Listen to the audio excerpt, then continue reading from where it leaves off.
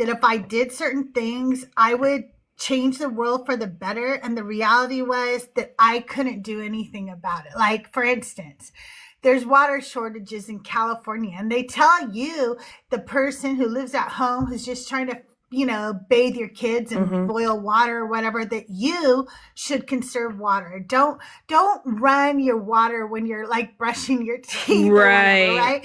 And stuff like that. Meanwhile, thousands upon thousands of millions, I don't even know how many gallons are wasted by the Nestle Corporation, right? And I know. Here I am trying to do these little things that are they're inconveniences, right? And nothing's changing, right? Yeah. So AI is coming. It's not changing. That's not changing. Yeah. What happens when I don't use AI in any form? I hold myself back because everybody else is going to still use it. It's not going to go away. Yeah. Right? I think that it's a very, this is what happens when you deconstruct, right? Like, your morals become really serious, right? Like, you take things and you go, I really want to do the morally right thing here. I really do. But I don't want to be like I was when I was a Christian, where I was over the top about my morals, right?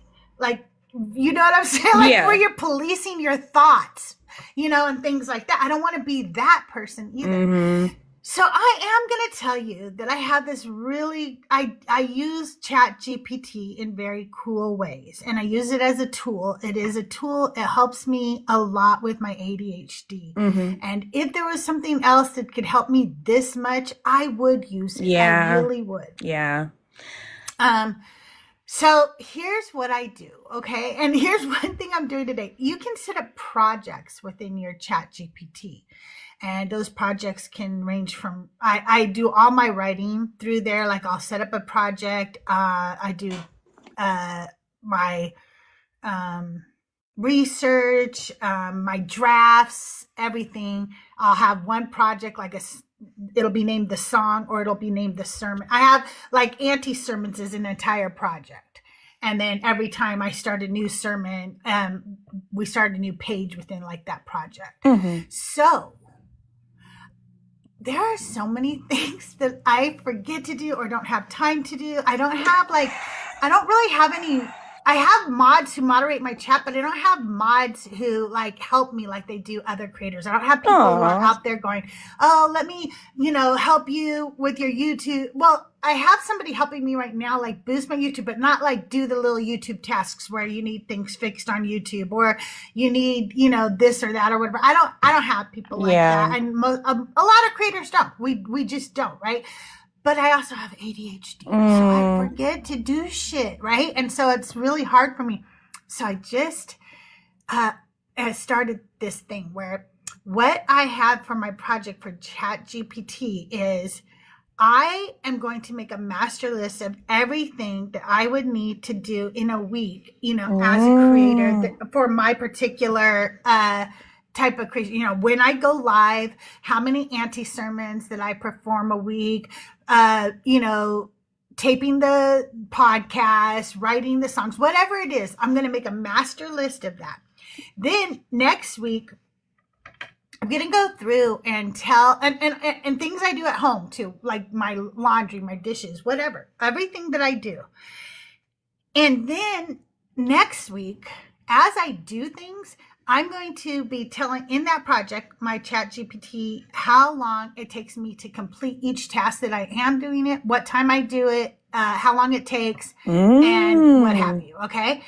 Then it's going to help me set up a schedule of how to maximize my time to complete my tasks. No way. That is so cool. Yeah. I love that. And that really helps me. And so, like, I totally get that people don't like AI, but also I don't think they understand how it helps people like me who have serious ADHD. Yeah. Like it's a tool that very much helps me. Yeah, I don't no shade or shame coming from me because I think that there's an ethical way to do most things, and if we're not I like do too. I don't know, taking people out of work, but like AI is free and that's kind of the problem. Like what Yeah, artist is gonna make art for me for free, whereas AI does. right. You know what I'm saying? Right. And I'm So, an artist. I am an artist, right? right. So this is coming from somebody who draws. This is coming from somebody who writes. This is coming from somebody who does photography and stuff. And I really get that AI was supposed to help us do our daily tasks so that we could create art. But I also don't think art is going away by humans. No. I don't think it is. Like, for instance, um, we've had printed art for like what, maybe a century, where it's not even created by real artists. What's the difference? Yeah. Yeah. It's a You good know what I point. mean? Like, uh, we hang it on our walls instead of buying actual paintings. Now we used to go and buy a painting from an actual artist. Now we go buy posters and Mm-hmm. put those up or whatever. And so yes, an actual artist took the photo or created the poster, but we used to buy the actual art, and art changes like that. Like, I remember when MIDI and like the keyboards came out and you could play like any instrument on a keyboard. You Yes. could make it sound like, other musicians were pissed. They were like, we don't want that. Now people aren't going to hire guitar. People still want real Yeah. guitar players. No, it's a They good still want point. real drummers. Mm-hmm. They do use up. We can hear the difference between MIDI, right? And we might not always be able to hear the difference. One day, they're going to create, hey, Resurrected, one day it's going to be, crazy what it can create or do or whatever. But what are we going to do? Watch robots play concerts? No, we're not going to do that, Yeah. right? Yeah. We're going to go want to watch real human beings perform the music that we hear, and Yeah. real human beings perform the plays that we see. Yeah. I just No, think they were it's, not replaced by portable speakers. No, they weren't. yeah, it's just like a fear of the unknown is what I think it is. Or like Yeah. catastrophizing, if that's the right word. All of it. That's the word I use. Yeah. Like, oh no, it's gonna get, and I get it, I Robot. I say that's the scariest movie I ever seen because that is my worst fear. That I tech wouldn't turns even against watch it. us. That isn't that funny? Like, I've never watched. There's a couple of movies like that where it's like, I don't want to watch that. Yes, That's it's too real. too realistic. Hmm. Yeah. When I was a Christian, I would never watch ones where people got demon possessed, because to me that was so real. Yeah. Hi, Lava Cat. Well, my mom told me So, like exorcism, like all the stuff that had to do with that. She said, don't watch that stuff because you're inviting it into your life. And I was scared. yeah, Like, who wants to get yeah. possessed or, So I really didn't. I watched the first Exorcist. It freaked me out. I couldn't watch it. I always avoided those ones. But you're right. I have since deconstructing. I've like the Nun, that was one I probably wouldn't have watched way back in the day. Do you know that one? No, I don't really watch a lot of scary movies, because for me, like I said, most scary movies were not scary to me unless it dealt if it dealt with mental illness, or if it dealt with demons and stuff. Those were the only ones that really scared me. But then I wouldn't watch them because they really scared me. The other ones always kind of made me laugh. Like, I watched The Grudge, and that was hilarious to me. I That love was it. Yeah. Yeah, it's over the top for sure. Yeah. Mm-hmm. But like, I loved Paranormal Activity, but that was also fun and scary. Like, that was really a fun And it's series, like ghosts. Ghosts is one thing. Yeah. Demons is another. At least in my brain, that's how I classified it. Yes. Yeah, exactly. Mm-hmm. Like, for me, I didn't believe ghosts exist, but I believed demons existed. Exactly. So that was a whole different thing. Yeah, and that's another thing too that is kind of curious, and I've thought about this because Like, I'm still kind of letting go of some of that stuff, like the ghosts and the aliens, you know. But how can we be Christian? Because there are people who are Christian and believe in ghosts. Because doesn't that fly Right? against the religious teachings?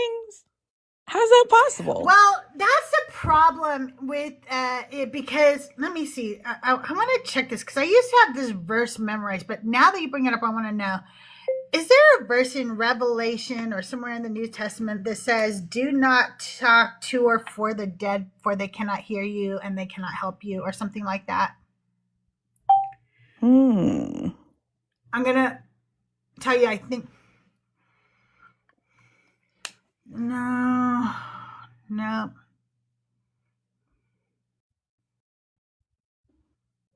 No.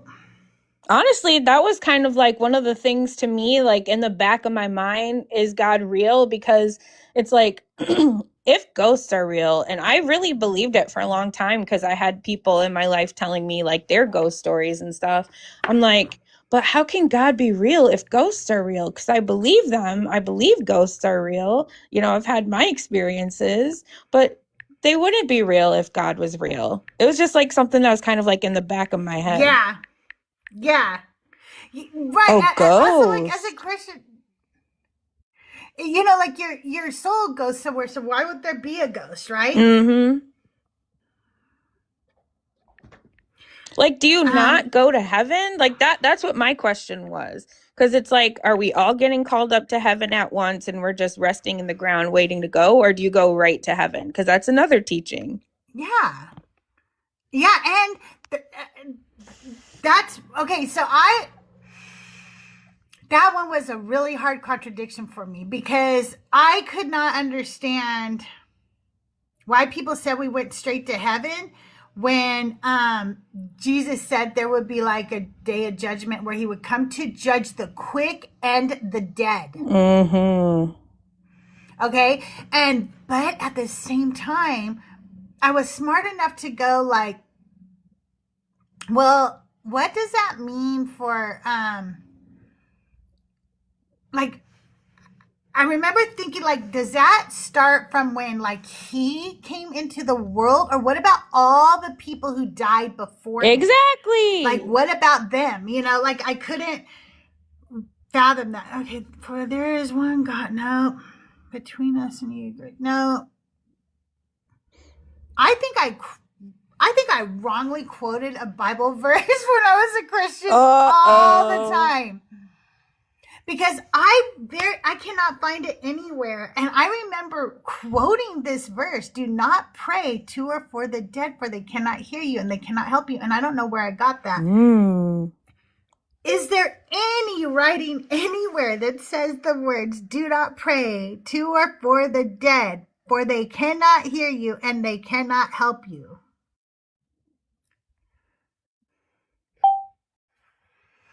Interesting. No.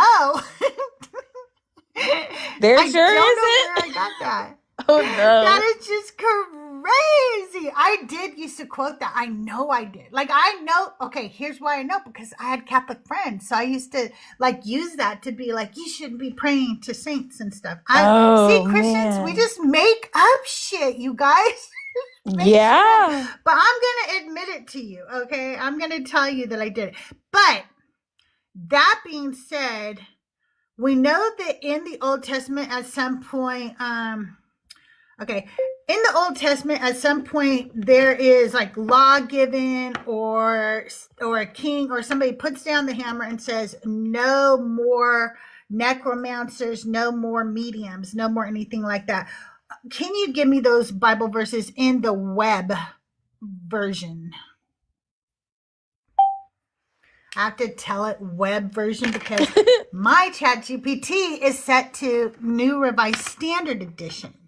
But if he thinks that I'm going to repeat it, he won't give me the Bible verse because the NRSV UE is copyright. And he doesn't want me to infringe on their precious copyright. So all of a sudden he'll just paraphrase it. And I'm like, no, I want the whole verse. Right? Yeah. Oh, because you think I'm going to say it out loud. So Now Samuel was dead, and all Israel had lamented him and buried him in Ramah, even in his own city. Saul had put away those who had familiar spirits and the wizards out of the land. Okay, so Saul had sent them away. And this isn't the Bible study yet, you guys. We're just talking. So Saul died for his trespasses, which he committed against Yahweh, because Yahweh's word, which he didn't keep, and also because he asked counsel of one who had a familiar spirit to inquire and didn't inquire of Yahweh. Therefore, he killed him and turned the kingdom to David, the son of Jesse. Moreover, Josiah put away those who had familiar spirits, the wizard, the teraphim, the idols. And so anyway, I just remember teaching that you weren't allowed to talk to people like that because God wanted you to come to him instead of go to them. Yeah. But doesn't that imply that they're real? That they actually work? Yes, that's what I was thinking. I was like, wait, is the Bible affirming witches and mediums? Curious. It's so funny, right? It's like, what? Doesn't that imply something here? You guys, do we want to start the Bible study first, and then after I'm done with the Bible study, do the sermon? Should I go, or should I start with the sermon first, which has nothing to do with the Bible study? Sermon works better for me because I was going to grab some coffee, get my Bible. Okay. All right. I will go to the sermon first. All right. Find my sermon. Do you guys want to guess whose today's sermon is about? You guys know we're still in Genesis, by the way. I don't think any of y'all know who these people are. I don't think so. I did not know their name. Oh, guess what? I did forget that I restarted my computer. Give me 1 second, you guys. I am going to play you a song while I get YouTube started over here. At least you know yourself. Right? I do, right? I know I'm going to forget this. I'll play you guys a song real quick, and then we'll, while I get YouTube started, and then we'll go from there.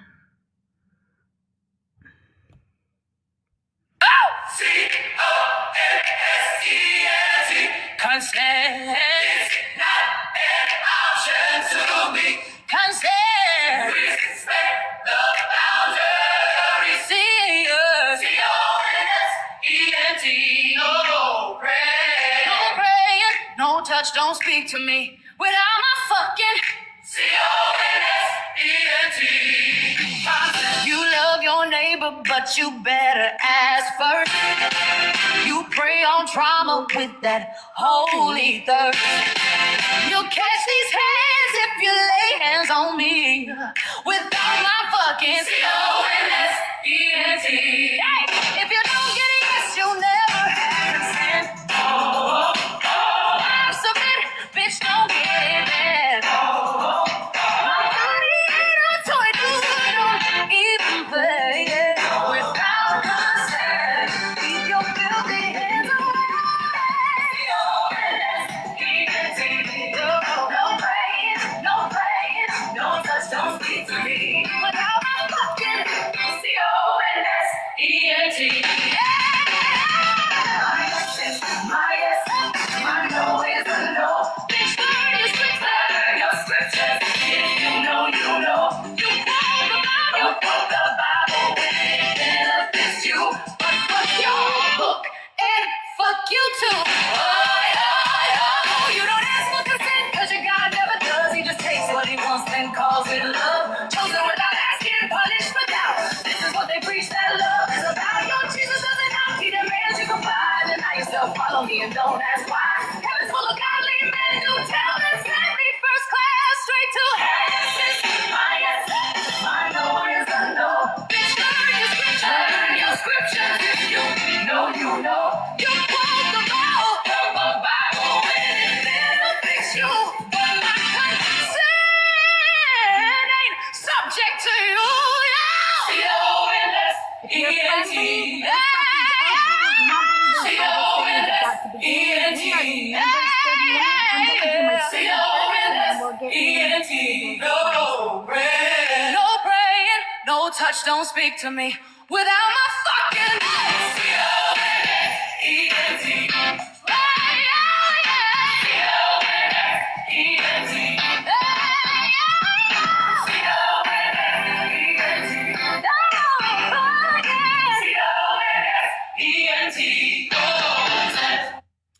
All righty, we're gonna get into it now with my sermon today.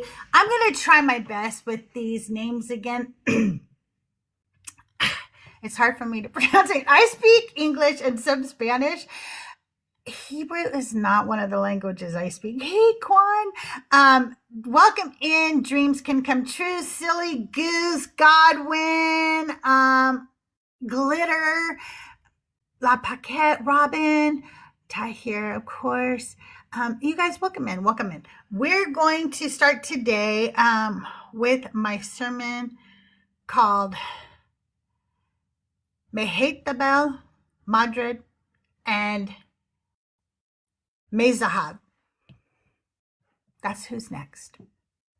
I don't think I really. I think this is called the Matriarch Trinity, is what I named this.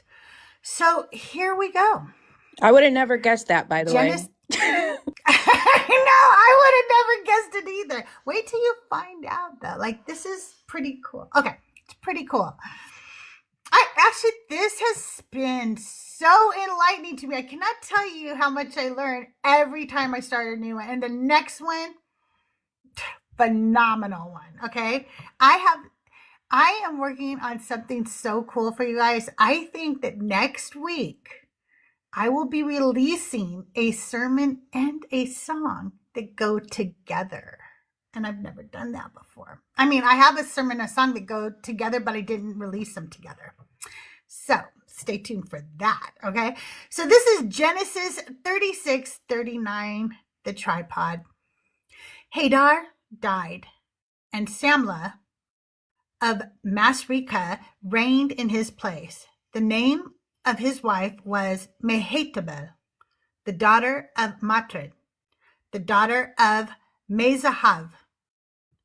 At first glance, this feels like filler. Just another king, just another name, just another genealogy. But Genesis 36 is not random history.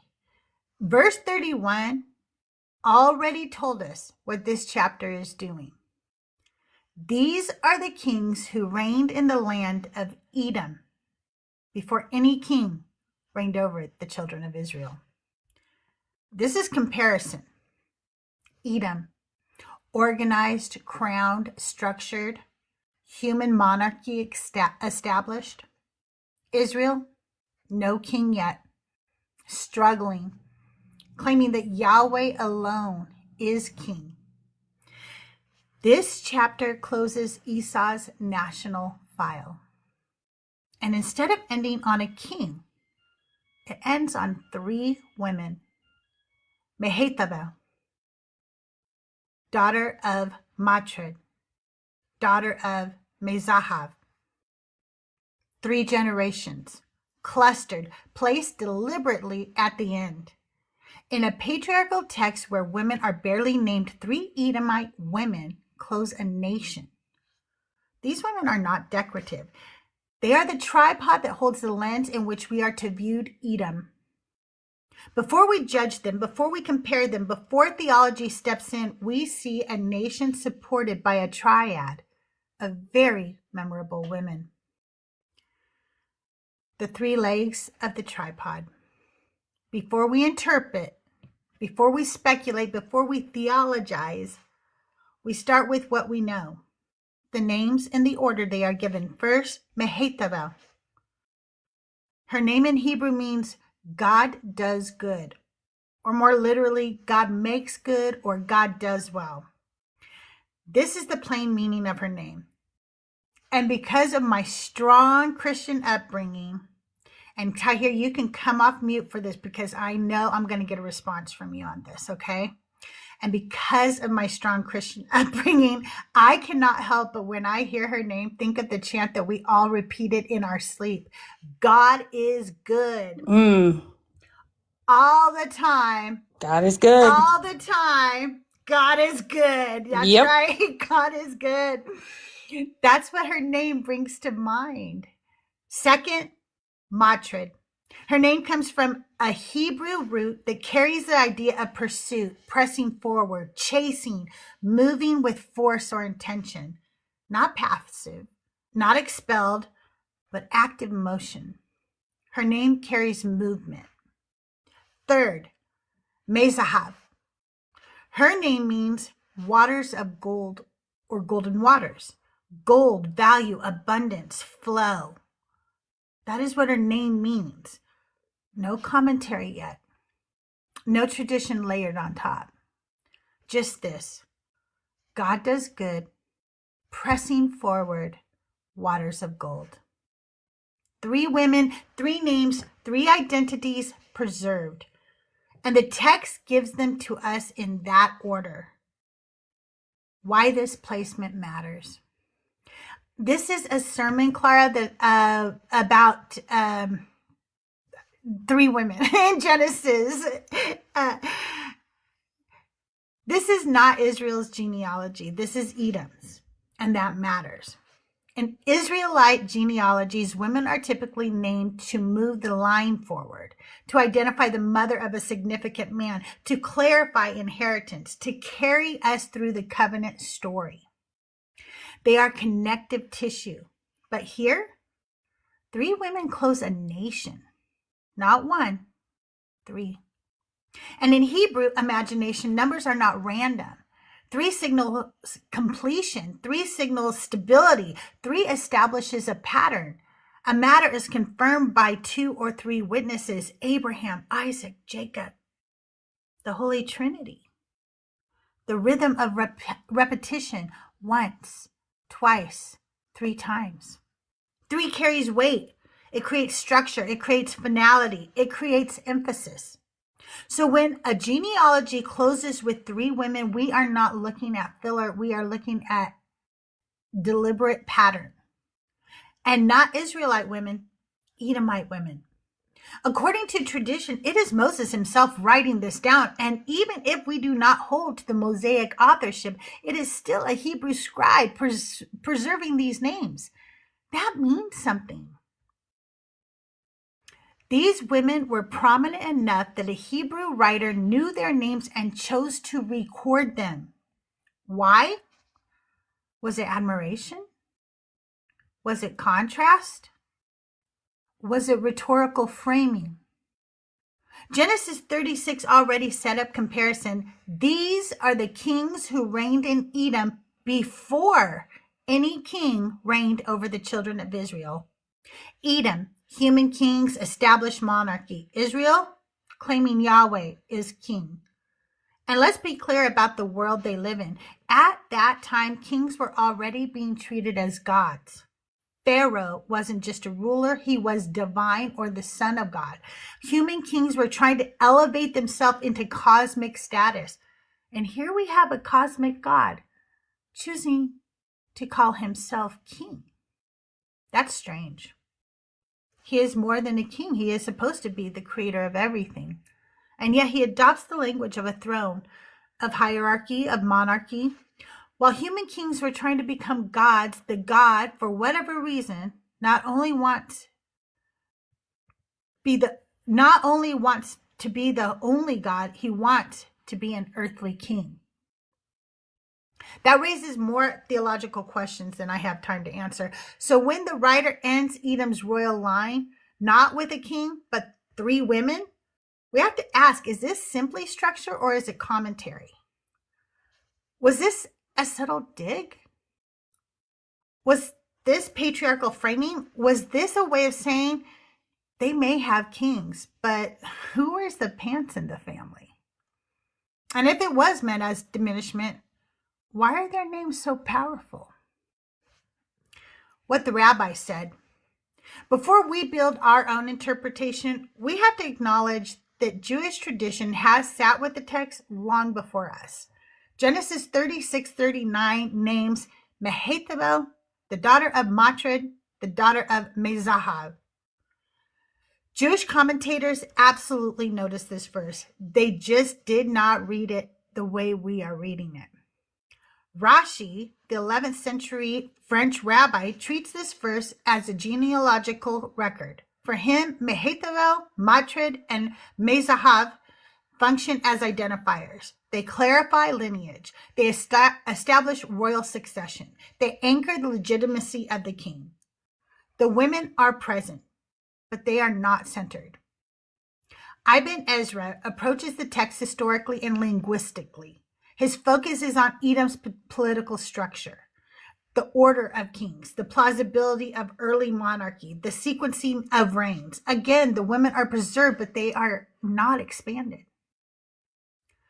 Nachmanides, also called Ramban, I don't know, please bear with me, connects Edom symbolically to later empires, especially Rome. Edom becomes archetype, empire, power outside covenant. No, not Ramadan. I was saying Ramban is a person's name. But even here, Mehetabel, Matred, and Mezahav are not explored as independent forces. Then there is a sermon style interpretation, the one a rabbi shared with me recently. In that interpretation, these names are not primarily about the women. Mehetabel, God does good. Matred, pursuit, pressing forward. Mezahav, waters of gold. The argument goes like this. The king surrounded himself with what he valued. Material goodness, ambition, and wealth. The women's names become symbolic for Edom's earthly priorities. They become commentary on the king, on his desires, on his orientation. And in that move, the very names of these women no longer belong to them. They do not identify them. They exist solely to represent the man. In this narrative, women can't even have their own fucking names. But here is what we know historically. In the ancient Hebrew world, names were given at birth. Parents named children. Sometimes mothers named them, sometimes fathers. Names reflected circumstances, hope, prayer, memory, or theology at the time of birth. Women were not renamed in adulthood to reflect a husband's ambition. They were not assigned symbolic identities to match a future king's desires. Mehetabel, Matred, Mezahav would have been named long before this king reigned. Which means if we say their names existed because of what he pursued, we are reading their lives backward through a man. We are turning daughters into symbols of male appetite. And that's not a small move. That is a worldview where men are so central that even women's names are interpreted as preparation for male destiny. Because once again, the women disappear. Not erased from the text, but absorbed into his shadow. Why preserve the names at all? Now we ask a different question. Not what the rabbi said, not what tradition layered on top, but something much simpler. Why were their names preserved at all? Mehetabel, Matred, Mezahav, 3 Edomite women, named, recorded, remembered. Meanwhile, 3 women on Noah's Ark, unnamed. The mothers of the entire world, unnamed. But the adversaries' matriarchs, preserved in ink? Why? Edom was a real place. Archaeology shows us Edomite settlements, trade, copper production, political structure. These were real people. Which means these women lived in a world, built real homes, raised real children, shaped a real nation. And a Hebrew scribe, whether you believe that was Moses or a later editor, knew their names. Scribes do not preserve what is forgettable. So what do I see? I see Mehetabel. God does good. That was her name from birth, not assigned by a king, not shaped by a husband, not retrofitted for a narrative. God does good. Was it her God? Was it Yahweh? Was it El? Was it the God of her people? I don't even care which God. Her life was marked by goodness, by blessing, by abundance. Did people look at her and say, God did good here? Did she build something, stabilize something, lead something? The text doesn't tell us, but it refuses to erase her. Then Matred, pursuit, pressing forward, movement, not driven out, not passive, moving, ambition. She's a baddie. And I mean that the way women mean it right now. She's out there. She's building. She's ambitious. I see her with a car note she paid off, baby on her hip, coffee in her hand, calendar full, house she bought, degree she earned, goals she crushed.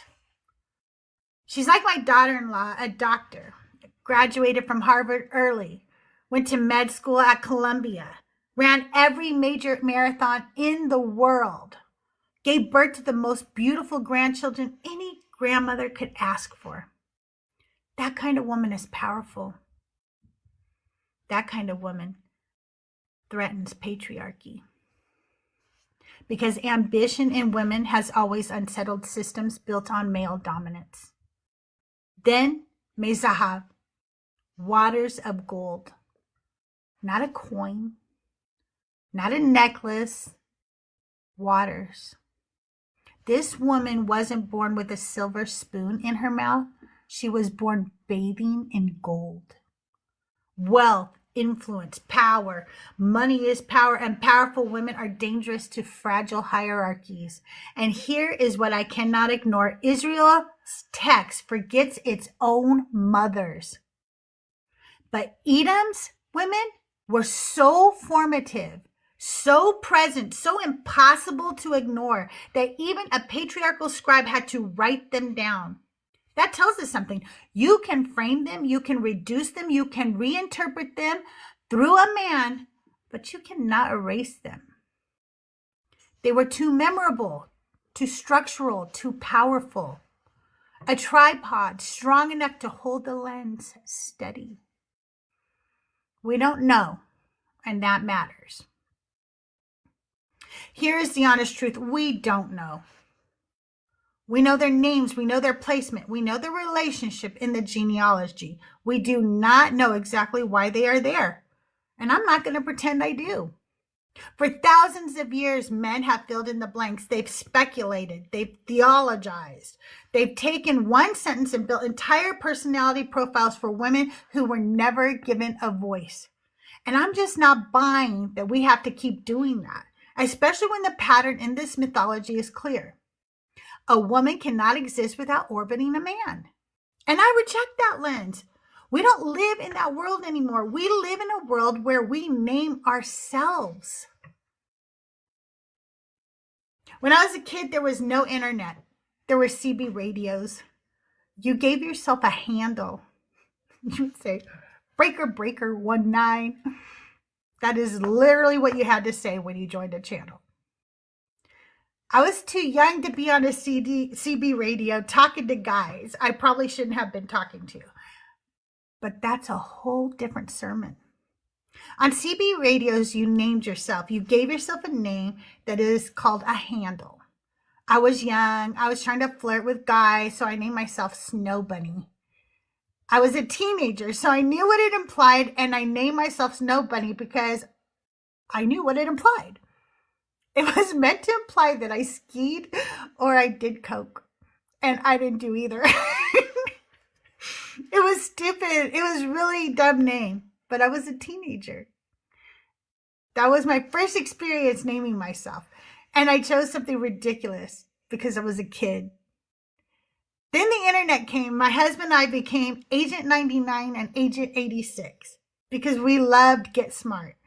We built a whole vibe around that.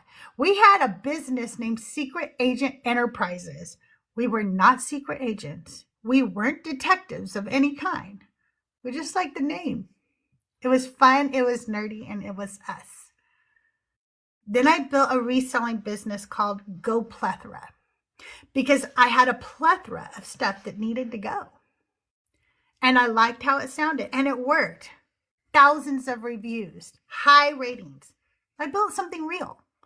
But eventually I didn't want to be a reseller anymore. When I became a creator, I realized something. I was the brand.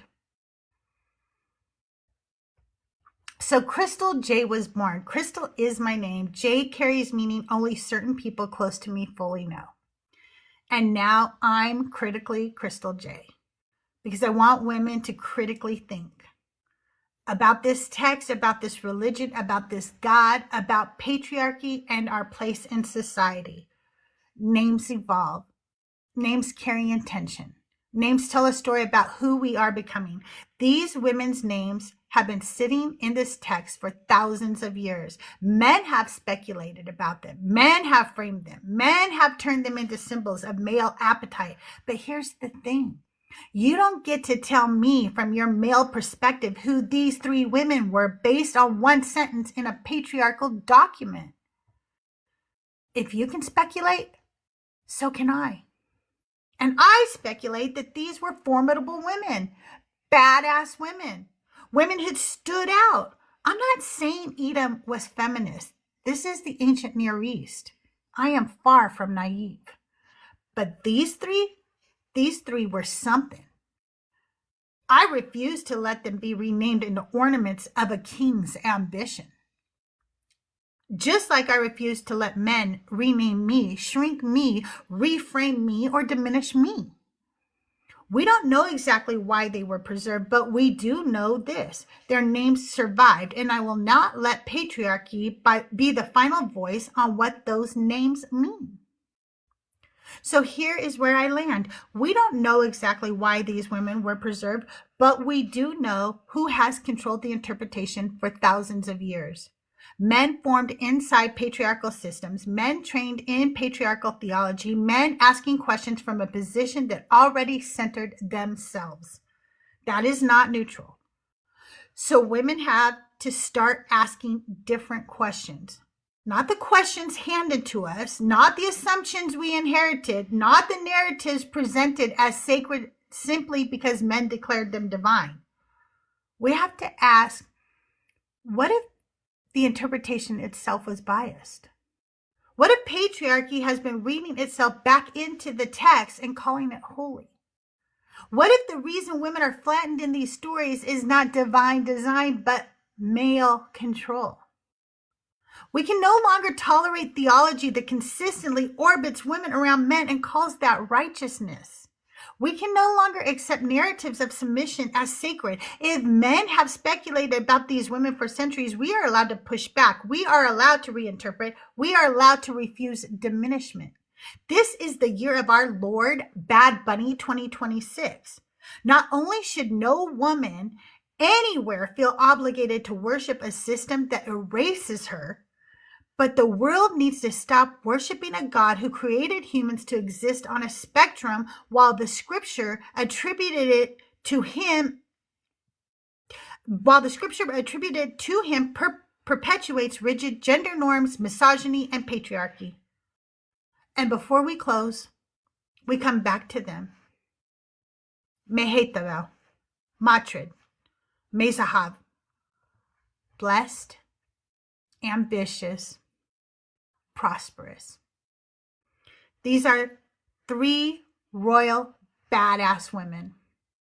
Outside of the influence of Yahweh and whatever the scribes intended, whatever the patriarchy tried to frame, they cannot take that away from them. Not under my watch. And that's today's anti-sermon. Applause, Hey, Chris, applause. good to see you. I love it. They're so go ahead.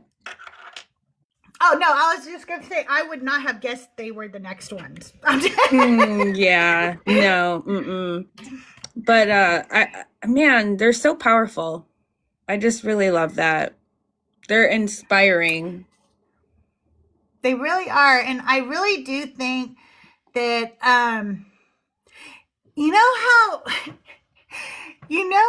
I don't know, like how conservative men think saying something is feminine is a dig, and it's like, I don't understand the dig there. Like, I don't get it or know. whatever. That's how I kind of think that's what they were trying to do here is like, look at these kings. Look how these women are really, they're whatever. And I'm like, bitch, you're just showing me that they are a better group of people already, that they honor their people like that. Yeah. What are you talking about?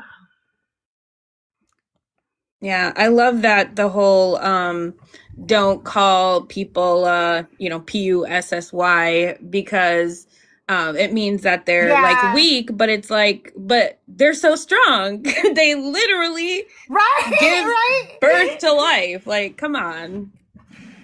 My son-in-law is a trans man, and he is really helping me like try to get out of using gender norm insults. Like sometimes I'll say something like, oh my God, do you only want to talk to somebody who has a penis or something like that? And that's not right? And I'm still trying to learn that. And that's why I say people don't understand. You deconstruct like your whole life, because I'm not trying to be a bigot or have microaggressions in anything in my life, but I still am going to have those because that's how I was indoctrinated to believe that there are these gender norms, right?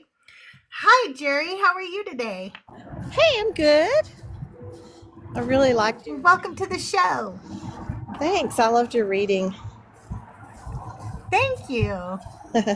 I felt empowered and like I wanted to stand up and put my hands on my hips and say, yes, that's right, motherfuckers.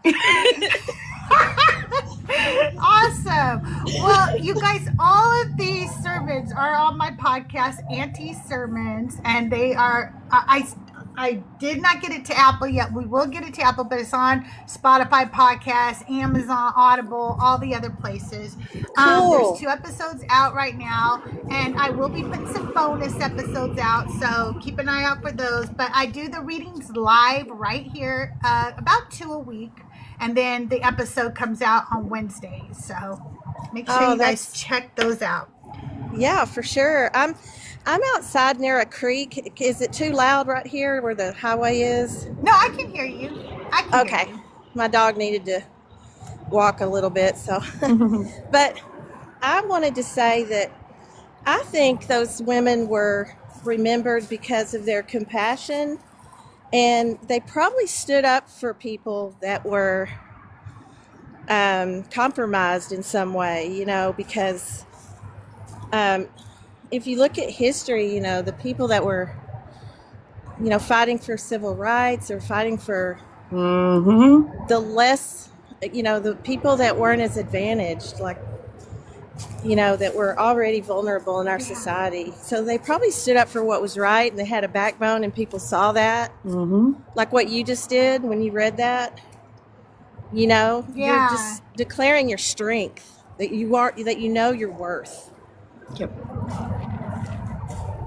Yeah, and when you think about if we go with regular biblical narratives and stuff, right? And we say, well, people usually represent who they came from or whatever, right? These are the descendants of Esau. And what did Esau do when he saw Jacob after all those years? He ran to him with open arms, even after what Jacob had done to him, after Jacob had stolen everything from him. He ran to him with open arms, and they collapsed in each other's arms, laying on each other's necks, is what it says. And he wept with his brother. So think of the empathy, compassion, and love that Esau had, even after everything had been taken from him. That's who those women come from. They come from that man. Yeah. That man who was made to be an enemy to Israel for literally doing nothing. And I will have Christians sit up here and say, but he just gave his birthright away for a bowl of stew. If you read the story, he was starving. Why is his brother making him pay anything for that bowl of stew? Why don't you see that you are called to feed the hungry, and his own brother wouldn't feed him? Yeah. It's crazy. I it's like faulting a starving person for stealing food. Right. Oh, here's even worse. He's like, obviously, if I die, my birthright's not going to mean anything to me, right? So of course I want the stew. Yeah. I'm literally dying. That's a good point. Like big choices. Mhm. Right? Like how fair is that to even make them, have to make that decision? And they always side with Jacob, and it's just crazy to me. Yeah. And then the next, you guys, does anybody want to guess who is next on the list of sermons? I wish I could. In line, It you mean is- after Jacob and Esau? Well, it is. It's after the women that I did today. Who's the next woman mentioned in the Bible? Ruth? Nope. The next one Queen is Esther? Tamar. Tamar. Oh. Tamar. Oh, that's a terrible And story. this is good. Oh, this is such a good story. It is so good. It is so good. You're gonna just love her. Oh my God, I'm so proud of her. She's amazing, and I'm so proud of her. So I'm writing a song about the story and doing the sermon, and I'll be doing those next week. But reading her, she's a fucking legal genius. She's a fucking mastermind. The way she figures this all out, how to protect herself and take care of herself, fucking amazing. They didn't know and she had to think out of the box, huh? she did. And there is no Jesus without Tamar. Let's all remember that. Interesting. Looking forward to Hey, it. Carnage, good to see you. You guys, if you don't know, Friday night in the Deconstruction Junction, we are doing a singles event, and you can come, and if you know somebody who's single, who's in the deconstruction community, who wants to meet other people, you don't have to actually date somebody or anything, but you can meet other singles and stuff, and it's going to be where you don't have to embarrass yourself. You could be, anybody can come, we do not, anybody who's single, just as long as you're single, don't be weird and creepy, okay? Yeah. And so Carnage, Assad, and I are going to be your game show hosts, and we don't have a lot of people signed up yet. So come over to Deconstruction Junction, join the Valentine's channels, and check out what we got going on. It's a little past Valentine's, but we thought it would just be so fun to do this. What we're going to do is play games in a voice channel. You can participate if you're in the audience or if you come up on the stage. And then if you're interested in somebody, you just let one of our mods know. We'll tell you who to go to for that. And if that person shows interest in you too, we'll let you both know. That way there's no embarrassment. There's no public embarrassment. There's nothing like that. It's all done very safe and very privately and very fun. And we think it'll be a fun, nice event for everybody. So Yeah. It's a singles come mixer. That's all it is. Yeah, absolutely. So check that out. Okay, you guys, I'm going to get started on the Bible study today. I was hoping that Rabbi Bert would show up by now, but he cannot always show up. I don't know how late he was up last night either. I fell asleep to Thrail, and he was on there. Who? This is, we're reading through Rabbi Bert. He was on Thrail's live last night. Oh, okay. So that might be why he didn't show up this morning. But we'll just go on without him. We love him, but we can go on without him. Where are we? Okay, we are in there Numbers chapter 31.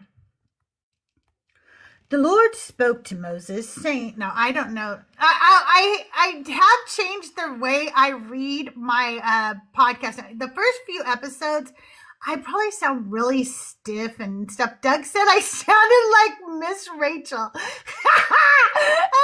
Oh, no, you did. I'm not trying to sound like Miss Rachel. I said, I'm just trying to read, and that's how I read or whatever. And he was like, I don't know, this. So you'll notice in episode 3 that I'm a little more relaxed, I think. I don't know. It's hard. I don't read the stuff I write usually to people, so this is different for me, okay? Anyway, here we go. The Lord spoke to Moses, saying, avenge the Israelites on the Midianites. Afterward, you shall be gathered to your people. So Moses said to the people, arm some of your numbers of the war so that they may go against Midian to execute the Lord's vengeance on Midian. You shall send 1,000 from each of the tribes of Israel to the war. So out of the thousands of Israel, 1,000 from each tribe were conscripted, 12,000 armed for battle. Moses sent them to the war, 1,000 from each tribe, along with Phinehas, son of Eleazar the priest, with the vessels of the sanctuary and the trumpets for sounding the alarm in his hand. They did battle against Midian as the Lord had commanded Moses, and killed every male. They killed the kings of Midian, Evi, Rechem, Zur, Hur, and Reba, the five kings of Midian, in addition to others who were slain by them. And they also killed Balaam, son of Beor, with the sword. The Israelites took the women of Midian and their little ones captive, and they took all their cattle, their flocks, and all of their goods as booty. All their towns where they had settled, and all their encampments they burned. But they took all the spoil and all the booty, both people and animal. Then they brought the captives and the booty and the spoil to Moses, to Eleazar the priest, and to the congregation of the Israelites at the camp on the plains of Moab by the Jordan at Jericho. You know, it's kind of weird to me that this God is supposed to be like some, Prince of Peace or some shit that they say, and then he's telling them to go to war. Like, how come he didn't say, hey, you guys, there's enough killing and stuff. What I want you to do is go talk to them, and I'm going to soften their hearts. He likes to harden the hearts, but what if he went, I'm going to soften their hearts, and y'all are going to live peacefully together and share everything. Mm-hmm. And no more raping, okay? And no more killing, okay? But he didn't do that. It's not what he did either. No, He's but definitely a god of war. Exactly. And then it's like, oh, well, Jesus is the rebrand, even though God doesn't change, but the rebrand. And even he says, doesn't he say, he basically doesn't come to be sunshine and daisies? I don't know exactly what he says, but he says, I did not come to bring peace to the sword. Yes, exactly. And also, Moses gets a lot of booty. Right? Oh my God. He gets more booty than Jack Sparrow. Okay. And that's a lot. Two things. And that's a lot. Okay. Moses, Eleazar the priest, and all the leaders of the congregation went to meet them outside the camp. Moses became angry with the officers of the army, the commanders of thousands and the commanders of hundreds, who had come from service in the war. Moses said to them, have you allowed all the women to live? These women here on Balaam's advice made the Israelites act treacherously against the Lord in the affair at Peor, so that the plague came among the congregation of the Lord. Now, therefore, kill every male among the little ones, and kill every woman who has known a man by sleeping with him. But all the young girls who have not known a man by sleeping with him, keep alive for yourselves. Come outside the camp 7 days. Whoever of you has killed any person or touched a corpse, purify yourselves and your captives. On the 3rd and on the 7th day, you shall purify every garment, every article of skin, everything made of goat's hair, and every article of wood. Well, isn't that nice? We're going to purify all those other things and then kill all the women. So wild. I've never actually, I've heard of this story, but I've never actually read it with my 2 eyes. That is wild. Yeah, makes your blood boil. Absolutely. So this is where I like to put tabs in my Bible so that we have quick references, and this one's marked genocide, but this is more than genocide. This is just killing women for killing women's sake. You know what I mean? Yeah, because you have had a man come into you or whatever. Now that means you should die unalive. That's just wild. Then take the girls for yourselves. Now, I really hate how many Christian men come up into these lives and try to say, but it doesn't say to grape them. It doesn't say it, I And it's know. if you're taking them for yourselves, all right, let's play your game for a minute. They're just slaves, right? Mm-hmm.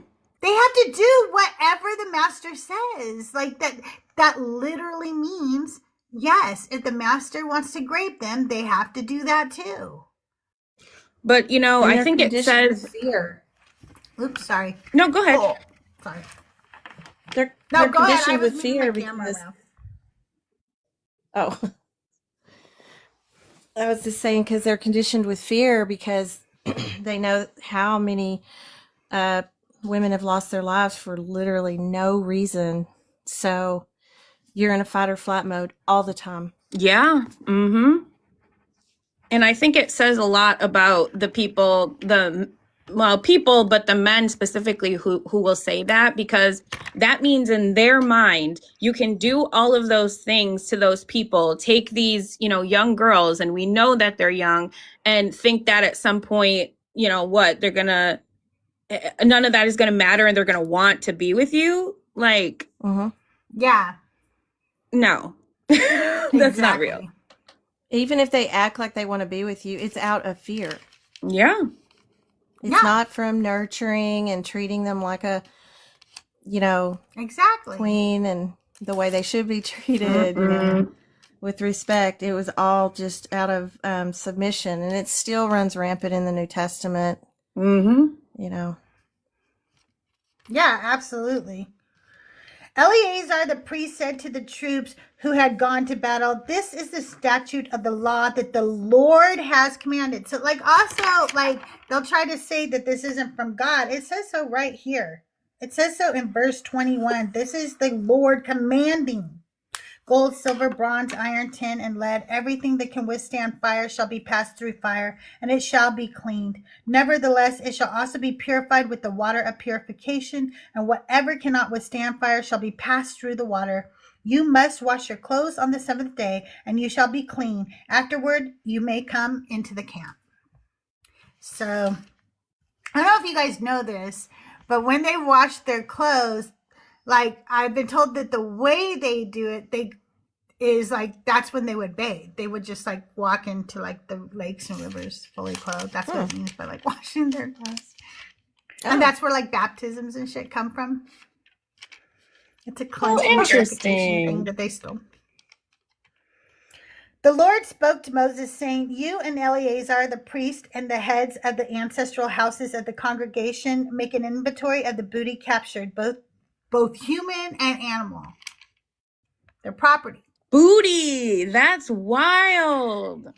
Divide the booty into two parts between the warriors who went out to battle and all the congregation. From the share of the warriors who went out to battle, set aside a tribute for the Lord. One item out of every 500, whether persons, oxen, donkeys, sheep, or goats. Take it from their half and give it to Eleazar the priest as an offering to the Lord. But from the Israelites, half you shall take one of every 50, whether persons, oxen, donkeys, sheep, or goats, all the animals, and give them to the Levites who have charge of the tabernacle of the Lord. Now, what happens? What are the Levites? Now, the Levites are the priests, right? They're the priestly class. And priests take your offerings and then they offer them to the Lord. They do the sacrificial ritual, sometimes which includes, bleeding things, and then obviously burning it up because God loves that pleasant odor. He tells us over and over again. And I just read to you the part of what they're giving to him is humans. So when they tell you there's no human sacrifice, I'm sorry, this is human sacrifice. Yep. Then Moses and Eleazar the priest did as the Lord had commanded Moses. The booty remaining from the spoil that the troops had taken totaled 675,000 sheep, 72,000 oxen, 71,000 donkeys, and 32,000 persons in all, women who had not known a man by sleeping with him.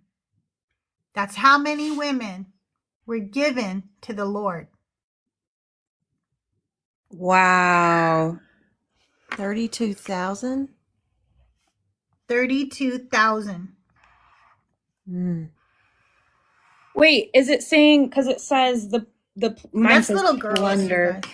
The plunder remaining from the spoils that the troops had taken. So is that remaining from all that they did give to the Levites for the Lord? So everything that they took for booty, they had to give a specific portion to the Lord, including part of the women. And the portion that was the women was 32,000 that they gave to God.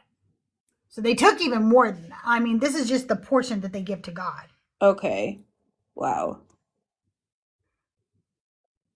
Wow. The half share, the portion of those who had gone out to war, was in number 337,500 sheep and goats. And the Lord's tribute of sheep and goats was 675. The oxen were 36,000, of which the Lord's tribute was 72. The donkeys were 30,500, of which the Lord's tribute was 61. The persons were 16,000, of which the Lord's tribute was 32 persons. Moses gave the tribute, the offering for the Lord, to Eleazar the priest, as the Lord had commanded Moses. As the Israelites' half, which Moses separated from that of the troops, the congregation's half was 337,500 sheep and goats, 36,000 oxen, 30,500 donkeys, and 16,000 persons. From the Israelites' half, Moses took one of every 50, both of persons and of animal, and gave them to the Levites, who had charge of the tabernacle of the Lord, as the Lord had commanded Moses. Then the officers who were over the thousands of the army, the commanders of thousands and the commanders of hundreds, approached Moses and said to Moses, "Your servant have counted the warriors who are under your command, and not one of us is missing. And we have brought the Lord's offering, what each of us of us found, articles of gold, armlets and bracelets, signet rings and earrings, and pendants, and make atonement for ourselves before the Lord." Moses and Eleazar the priest received the gold from them, all in the form of crafted articles, and all the gold of the offering that they offered to the Lord from the commanders of thousands and the commanders of hundreds was 16,750 shekels. The troops had all taken plunder for themselves, so Moses and Eleazar the priests received the gold from the commanders of thousands and of hundreds, and brought it into the tent of meeting as a memorial for the Israelites before the Lord. Verses like this is what made it so when colonizers would go in and fucking do the shitty things they did, felt that they needed to destroy, everything. Like, so that's why we lose like a lot of art and architecture and, ancient jewelry and stuff, because when they get all this gold, what they're going to do now is burn it down to purify it, right? And in doing so, they're literally destroying the entire jewelry and culture and stuff of the people that they just went in and plundered. And colonizers continued to do that same thing as they wiped out entire civilizations. Yeah, because they dehumanized the people, and it was like, none of this matters. Think of the education they could have had about just learning from the people and all the ways that they gardened and, the best things to grow and just shared art and shared culture. Mm-hmm. Yeah. There's no compassion, just barbaric mob mentality. That's what that is. And it grows, when one person is like angry and the leader of the mob, you see you see it displayed, but it's really true. People for some reason, it's easy to manipulate people to be angry. but I just It can't really imagine. is. Yeah, I mean, I can't imagine just killing unaliving something over and over again. But Esme, I saw your comment earlier about my eyes looking really blue, and I'm gonna tell you guys I have to do a little commercial for this later, and I haven't done it yet. And I know that a lot of people don't like elf products right now or whatever, but I have to do it anyway because I'm under a contract for it. But I am not lying. This is why my eyes look so blue. I changed to this foundation, and my skin looks really pretty and has a better glow to it. And it also is just such a warmer tone that my eyes look bluer. We noticed it yesterday when I was Aw, I was afraid that was going to happen, and I did it anyway. Do you ever do that? Like, you know something is going to happen, and you go, oh, I shouldn't put that there. Yep. And you do it anyway. Sure do. I did that. I knew my books were going to fall over, and I put them there anyway. I'm just so like, no, it's not cakey.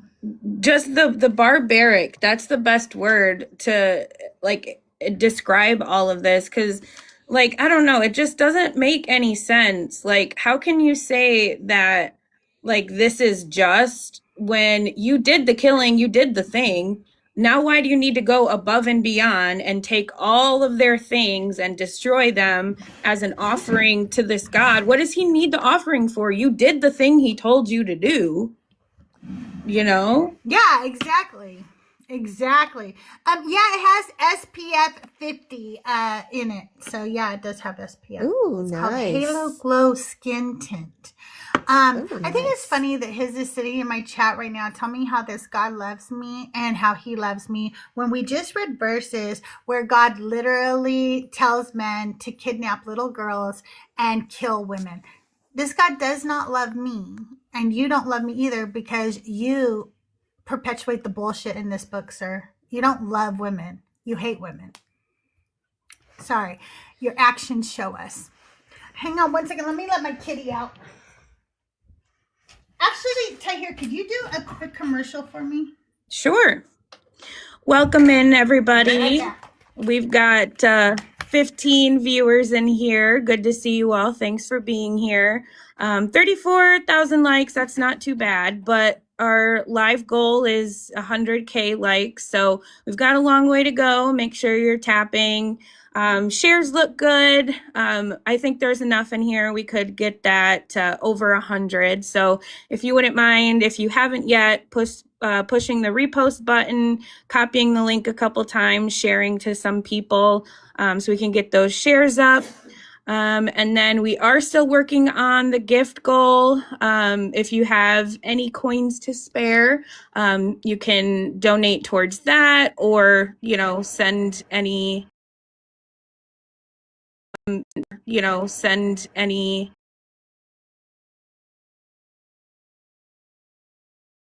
to spare. Every little point. Hey, thanks, Grana. Be like Grana. Follow Grana's lead.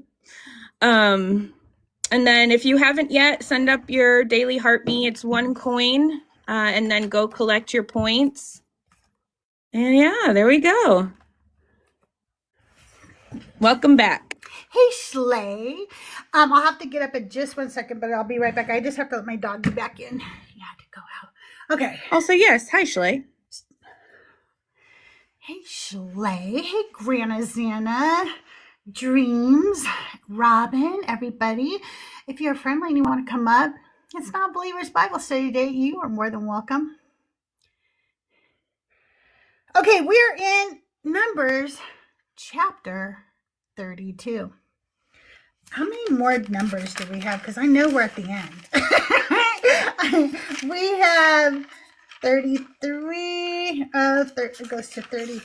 It goes to 36. Okay. 2 or 3 more Bible studies. Yeah. 6 more Bible studies. We'll finally finish. I'm so sorry. It's been a struggle. Listen, I actually study the Bible a lot. So for some reason, like doing the non-believers Bible study, I struggle with it sometimes, okay? Because I'm in the Bible every day, y'all. I really am. Okay. I love Reuben. He's my favorite, and I think it's because I like Reuben sandwiches. You're biased. Did I ever tell you? I am. Now the Reubenites and the Gadites owned a very great number of cattle. When they saw that the land of Jazer and the land of Gilead was a good place for cattle, the Gadites and the Reubenites came and spoke to Moses, to Eleazar the priest, and to the leaders of the congregation, saying, Adaroth, Dibon, Jazer, Nimrah, Heshbon, Elealeh, I don't know, Sebam, Nebo, and Baon, the land that the Lord subdued before the congregation of Israel is a land of cattle, and your servants have cattle. They continued, if we have found favor in your sight, let this land be given to your servants for a possession. Do not make us cross the Jordan. Let me let my doggy back in. Any comments, questions, or commentary there? So I guess I'm a little confused. Is it Moses that's trying to ask them to give up their land or let them through, or is it the other way around? I think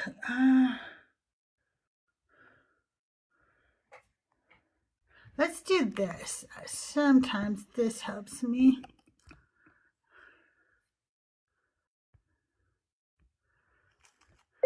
Give me a little rabbinic breakdown of Numbers chapter 32. It wrote ribbon egg, okay? It wrote ribbon egg for rabbinic. That's funny. No, I don't know what I don't know what my chat GPT is going to think that means. What are you on about? Yeah. I reread it, and it's the Reubenites and the Gadites that come and ask, can we take our cattle here? Because that's a good place to have cattle. Look, you have cattle. That's what I'm getting from it. Oh, listen to this. This is pretty cool. Okay. So Reuben and Gad asked to stay east of the Jordan. Rabbinic tradition immediately noticed they mention livestock before their children. What? So we're going to keep reading because they're going to mention, yes, ribbon egg for my auntie servants, Kyle. Absolutely. I always get the ribbon egg teachings for you guys. I always check the ribbon egg teachings. W ribbon egg. I'm going to tell Rabbi Bert when he talks to him, I'm going to go, is that the ribbon egg? Gonna ask Bert, is that the ribbon egg teaching, sir? He'll be tickled by that. Okay. I know, huh? All right, I'm going to read on for a little bit, and then we're going to read this little synopsis I brought up, okay? But Moses said to the Gadites and the Reubenites, shall your brothers go to war while you sit here? Why will you discourage the hearts of the Israelites from going over into the land that the Lord has given them? Your fathers did this when I sent them from Kadesh Barnea to see the land. When they went up to the Wadi Eshcol, they're just making up words now, and saw the land, they discouraged the hearts of the Israelites from going into the land that the Lord had given them. The Lord's anger was kindled on that day, and he swore, saying, surely none of the people who came up out of Egypt from 20 years old and upward shall see the land that I swore to give to Abraham, to Isaac, and to Jacob, because they have not unreservedly followed me. None except Caleb, son of Jephunneh the Kenizzite, and Joshua, son of Nun, for they have unreservedly followed the Lord. And the Lord's anger was kindled against Israel, and he made them wander in the wilderness for 40 years, until all the generation that had done evil in the sight of the Lord had disappeared. And now you, a brood of sinners, have risen in place of your fathers to increase the Lord's fierce anger against Israel. If you turn away from following him, he will again abandon them in the wilderness, and you will destroy all the people. I wanted to see if it, can you break it down into verse sections 1 through 5, 6 through 15, 16 through 19, 20 through 24, 25 through 27, 28 through 32, and 33 through the end of the chapter? Okay. Then they came up to him and said, we will build sheepfolds here for our flocks and towns for our little ones, but we will take up arms as a vanguard before the Israelites until we have brought them into their place. Meanwhile, our little ones will stay in the fortified towns because of the inhabitants of the land. We will not return to our homes until all the Israelites have obtained their inheritance. We will not inherit with them on the other side of the Jordan and beyond, because our inheritance has come to us on this side of the Jordan to the east. So let's go back a little bit. So in verses 1 through 5, Reuben and Gad see the land of Jazer and Gilead is good for livestock. They ask Moses to let them stay east of the Jordan instead of crossing. Rabbinic kind of focuses on that they speak about livestock before their children. Midrash reads this as a misordered priorities. Rabbis hear echoes of spies' reluctance to fully enter covenant promise. So they're like they don't have their priorities straight, is the way the rabbis read this. Okay? And they don't. They straight up did come asking about the livestock first. Yep. So then in 6 through 15, Moses responds sharply. Shall your brothers go to war while you sit here? He recalls the sin of the spies that caused 40 years of wandering. Rabbinic teachings is like Moses is triggered by the generational trauma. He hears abandonment.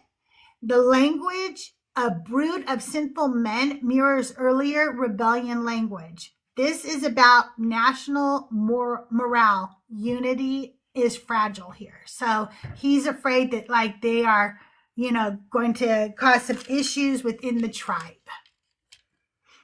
Weaken it for sure. By being across the river?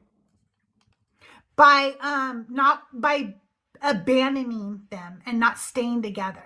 Oh, gotcha. Okay. He wants that unity. So in verses 16 through 19, they promise we will build enclosures for livestock, cities for our children. We will cross armed and fight first. We won't return until everyone receives inheritance. Their initial ordering of livestock before children is right here. This is where they do livestock before children. Okay. Notice how the rabbis notice this, but they don't ever notice how women get named after livestock. Yeah. Funny that they notice this. So Midrash critiques the subtle priority distortion, but they correct the fear of cowardice. They are not abandoning the mission.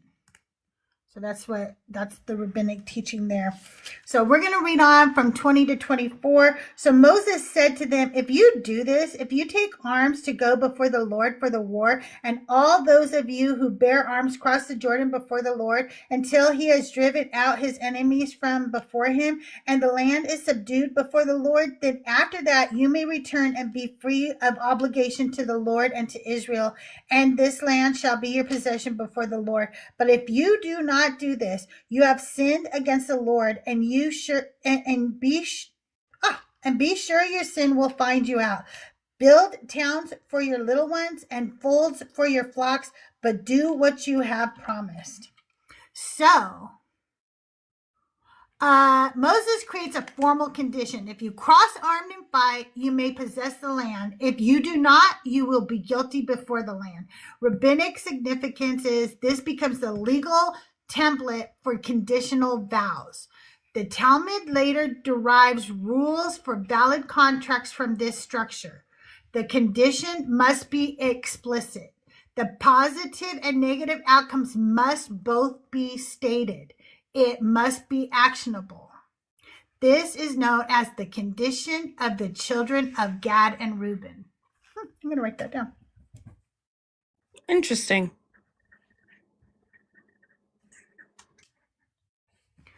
The condition of the children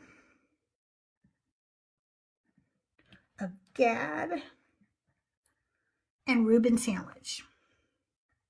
Now I'm hungry. Also, Reuben stuttered. Makes me think of Reuben. That's an old American Idol throwback. Right? Right? I was gonna Okay, make a we're joke down about, are there some 5. cheese sandwich-ites out there? So legal precedent moment. Also note Moses flips the order. He did. I did notice that. Did you notice that? He says, build cities for your children and folds for your sheep.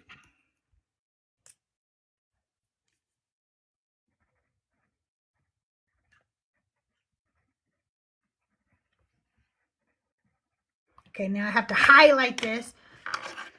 Okay, so Moses says this. After dumb shits up here say this, we will build sheepfolds for our flocks and towns for our little ones. Okay. 25. Any questions, commentaries, or anything for that portion? I guess I'm still kind of confused. They want to cross the river or they don't want to cross the river? And then does Moses want I think them they to? don't. Yeah, I don't get that. Wait, I'm going to ask that because that is confusing me too. Yeah. I don't understand. Are they wanting to cross the river or they don't want to cross the river? Is Moses making them cross the river? I do not understand.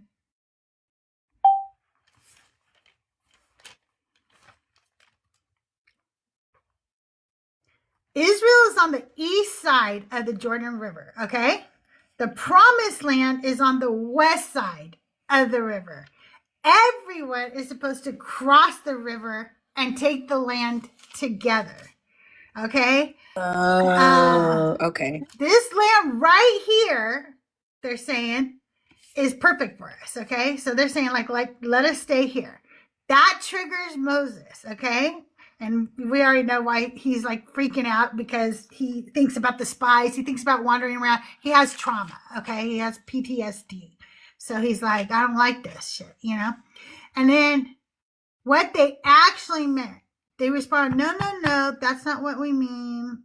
We'll build homes here for our families. We will cross over armed. We will fight alongside. So they're going to build everything over here, but they will come and help Moses. That's why they'll still go across the river. You get it? Yeah. So we're going to live here, but we will come over and help you. Mm-hmm. We're still going to cross the river, but we just live here. We just like the view over here. You Okay. know? Yeah, that's So, what he's saying. He's like, what, you guys are going to be lazy and chill there while we're over here fighting to take our promised land? All right. Yeah, exactly. Then the Gadites and the Reubenites said to Moses, your servants will do as my Lord commands. Our little ones, our wives, our flocks, and all our livestock shall remain there in the towns of Gilead, but your servants will cross over, everyone armed for war, to do battle for the Lord, just as my Lord orders. So they accept Moses' condition fully. They repeat, we will cross armed before the Lord. The repetition shows seriousness. They bind themselves publicly, and this is covenant speech, not just casual promise, okay? So it's like pinky promise. So we pinky promise. We will. Right. Exactly. And no take backsies. Okay? Oh, yeah. No, that would be really bad. The Lord would be pissed. Yeah. Absolutely. Their Lord and his Lord and all the Lords would be pissed. So verse Verse 28. So Moses gave command concerning them to Eleazar the priest, to Joshua son of Nun, and to the heads of the ancestral house of the Israelite tribes. And Moses said to them, if the Gadites and the Reubenites, everyone armed for battle before the Lord, will cross over the Jordan with you, and the land shall be subdued before you, then you shall give them the land of Gilead for a possession. But if they will not cross over with you armed, they shall have possessions among you in the land of Canaan. The Gadites and the Reubenites answered, as the Lord has spoken to your servants, so we will do. We will cross over armed before the Lord into the land of Canaan, but the possessions of our inheritance shall remain with us on this side of the Jordan. So Moses gives instructions to Eleazar and Joshua. This is now a national agreement. Rabbinic insight says this prevents later dispute. It is witnessed and transferred to future leadership. Also, they say, we will pass over armed before the Lord. The phrase before the Lord signals sacred obligation. They are framing war participation as religious duty. So it's a little more than a pinky promise. It's like a blood pact. Like, you know, like when you got to do blood brothers. Mm-hmm. Blood brothers. For their god of war. Yeah. Is this like, I'm thinking about this now. This seems like where the origins of some, I don't know if I could say the word jihad on here, but this is jihad. Oh, could be. Yeah, could be. I don't know. I don't really know a lot about the origins of that, but it could be. So Moses gave to them, to the Gadites and to the Reubenites and to the half tribe of Manasseh, son of Joseph, the kingdom of King Sihon and the Amorites, and the kingdom of King Og of Bashan, the land of its towns with the territories of the surrounding towns, and Jogbehah, Beth Nimrah, and Beth Haran, fortified cities and folds for sheep. And the Reubenites rebuilt Heshbon, Elealeh, I don't know. Kyrie and on the road that I must travel. I don't know what it says. Something like that. And Baal. Some name. This really does say this. Some names being changed. And Sibmah. So it was cool that I changed it. And they gave names to the towns that they rebuilt. The descendants of Machir, son of Manasseh, son of Gilead, captured it and dispossessed the Amorites who were there. So Moses gave Gilead to Machir, son of Manasseh, and he settled there. Jair, son of Manasseh, went and captured their villages and renamed them Havoth Jair. And Nobah went and captured Kenath and its villages and renamed it Nobah after himself. So the land east of the Jordan is formally given to Reuben, Gad, half-tribe of Manasseh. Cities are rebuilt and renamed. Why is half of Manasseh included? Some say to strengthen unity between East and West. Some say to provide spiritual leadership buffer, and some say Moses intentionally divided them for cohesion. Long-term consequences. Historically, these tribes are among the first exiled. Later, commentators read this as vulnerability from living outside the central land. Subtle theme, there's physical distance that can become spiritual distance. You know, if proximity, like if physical distance weakens spiritual distance, why does the God keep getting physically further and further away from us? Mm-hmm. Because first he walked in the garden among us, then he couldn't handle that and he flew away and sent his son down to walk physically among us, and he couldn't handle that. And then he suddenly just set some weird spirit down. And he keeps getting physically further and further away from us. So, I don't know. I don't buy that. Yeah. Okay. Rabbinically... it wrote ribbon thread, rabbinic, but then it put rabbinically. It teases me. Sometimes it does.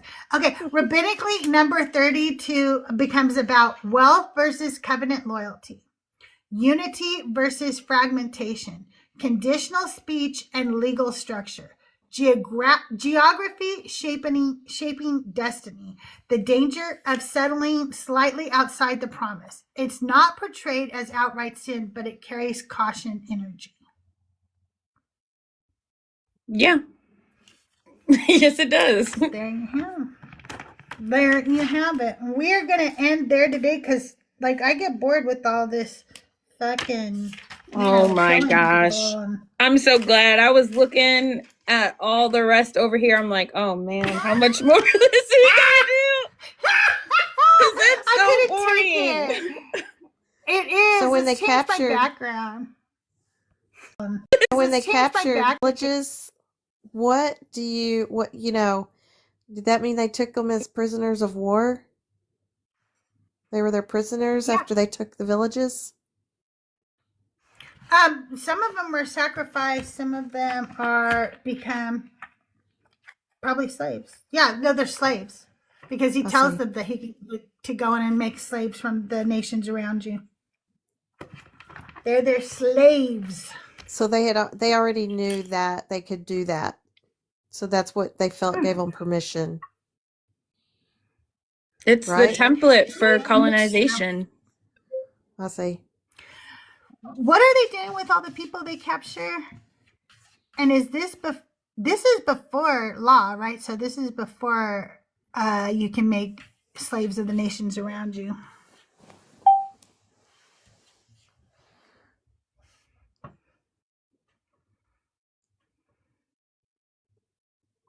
Oh.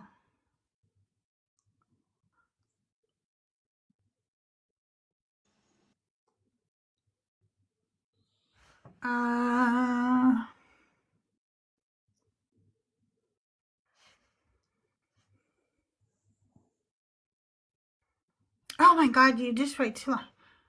Can you just condense your answer? Like, that was just too much. Condense your answer. That was too much.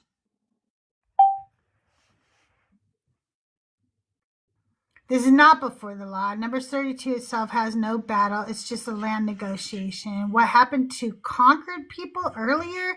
Adult males were killed. Women and children were taken. Some became servants, forced labor, and the land was reassigned. So right now, this is just, just after that. Terrible treatment of people. Mike, can you guys hear something scratching in my background? Yes.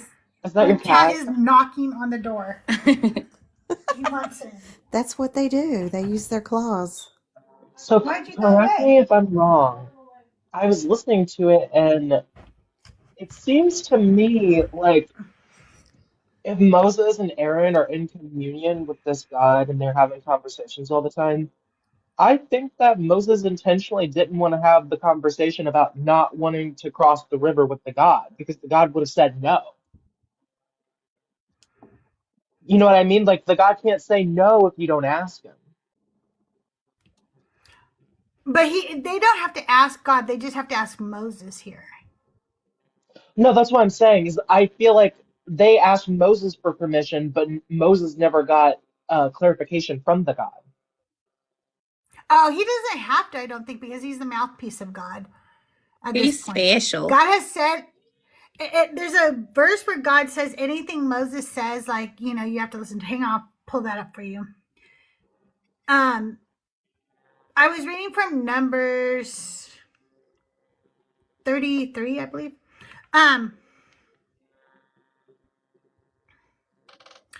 Where's the Bible verse that says that God says anything that Moses says, like that comes from me? It's like a you and Benny dynamic. Right though? Yeah. Yes. Okay. Now that we're going, I will be no. Yahweh said, "Must behold out." Nope. I will raise him up. It shall happen that whoever will not listen to my words, which he shall. If there is a problem, well, that's one of them. But okay, I know that Joel would know it because like he's used it before, like so many times. But anyway, in Deuteronomy 18 through 19, it says, I will raise them up a prophet from among their brothers like you, and I will put my words in his mouth, and he shall speak to them all that I shall command it. It shall happen that whoever will not listen to my words, which he shall speak in my name, I will require it of them. And that's, establishing Moses. But then in Numbers 12, 6 and 8, it says, if there is a prophet among you, I, Yahweh, will make myself known to him in a vision. My servant Moses is not so. With him, I will speak mouth to mouth, even plainly, and not in riddles. So he tells, that's what he's talking to Miriam and Aaron. And he's like, I talk plainly to Moses. I talk to him face to face. I do not speak to him spiritually. Interesting. But it is giving like basically whatever Moses says is from God. Like that's kind of what I'm getting from it. Like even if God isn't actually telling him that in the moment, it's basically like, nah, whatever Moses says, go with that. Well, it's funny because in the New Testament, Jesus says, well, Moses said this, but I say this. And I find that interesting because from what I just heard, that's the same thing as saying God himself said it, and you're disagreeing with God now. Oh, you just brought up such a good point. Oh my God, I gotta write that down. That is a good one. Okay, straight up contradiction. Okay. Yeah, so I gotta find the verse. So he made it harder by saying Moses said this, but I tell you. Yeah, because we just read the God talks through Moses directly. Everything that Moses says, it virtually came from the God himself. So if Jesus says, Moses says this, and I disagree with that, I say this, you're disagreeing with your own father now. I don't think Jesus was disagreeing with him. He was the Jews had this thing called putting fences around their laws. And correct me if I'm wrong, Crystal, but they didn't want to break the rules. They didn't want to break the laws. So he said like, I know, Moses told you not to, commit adultery, but I'm telling you, don't even think about it, which I think is like ludicrous because, you're tempted, you don't act right, on but every he is still changing what Moses said, and God is saying like, he's making it harder. Yeah, that's true. Right, so he is like doing something. Yeah. I was on a panel one day, and they were talking about that, and they were saying that he was bringing it. He was trying to make it.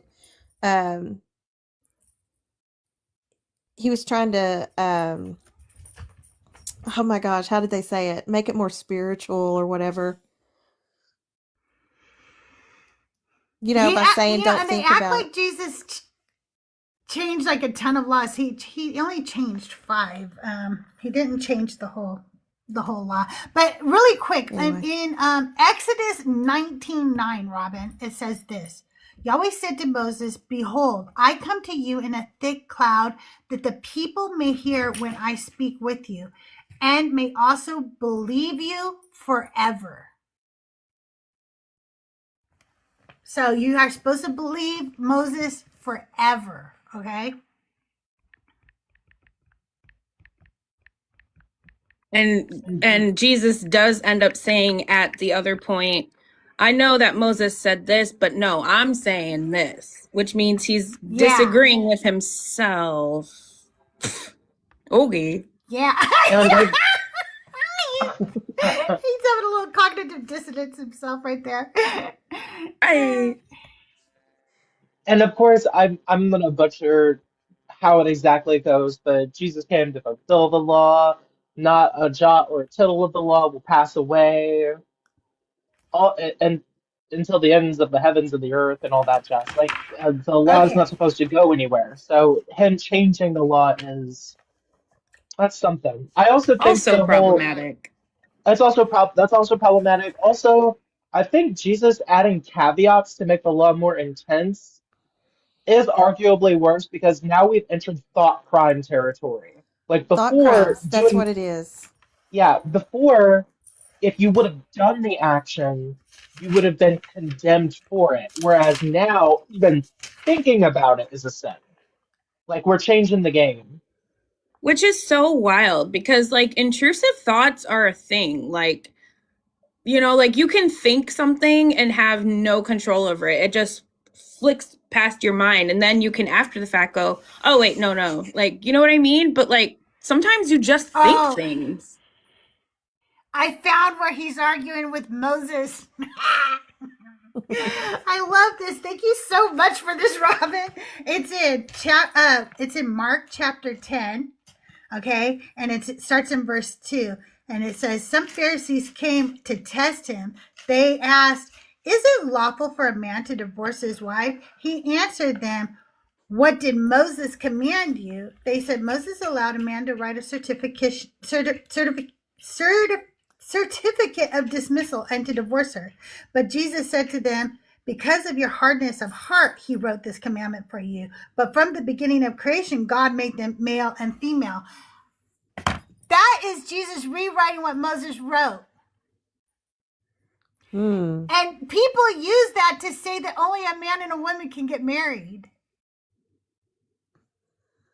But it's about divorce, right? Like it's speaking to you can't get divorced. Right. It only talks about divorce that had nothing to do with marriage in the first place. Nope. For this reason, a man shall leave his father and mother and be joined to his wife, and the two shall become one flesh, so they are no longer two but one flesh. Therefore, what God has joined together, let no one separate. Well, you're saying now that God doesn't like divorce, but God said it was okay through Moses, and Moses' word is supposed to stand forever. Yeah. And it's like, well, Moses did that because of this. But now at this point, nah, it's something different. But it's really not. And Yahweh says, if Moses speak, it comes from me.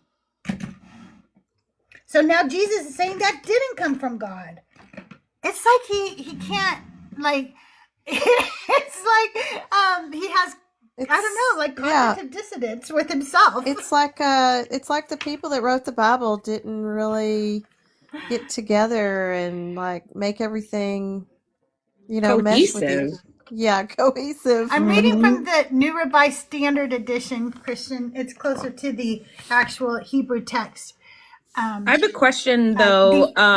Someone in YouTube researched this, asks, how freaking old is Moses at this point? How old is Moses at this point? Oh, let's see.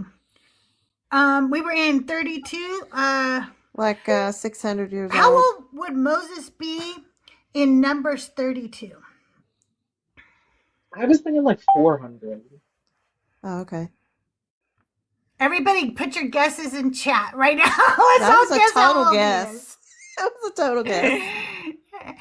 He would have been about 120 years old or very close to it. Israel wandered in the desert for 40 years. Moses was 80 years old when he confronted Pharaoh. Numbers 32 happens at the very end of the wilderness period, just before crossing the Jordan. Oh, so he's a baby. Baby.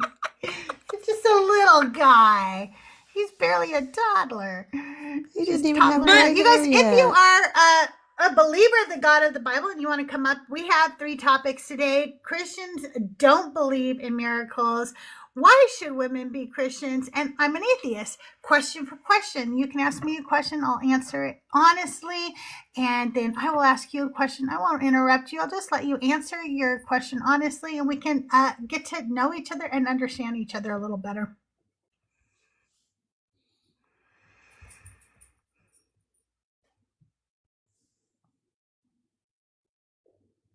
I was going to just sit here quietly, but I can't do it.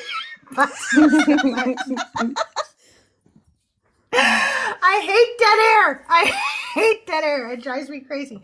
I would be really good if I worked, like, I should work at a radio station because I would be the one who would make sure there was no dead air on the radio.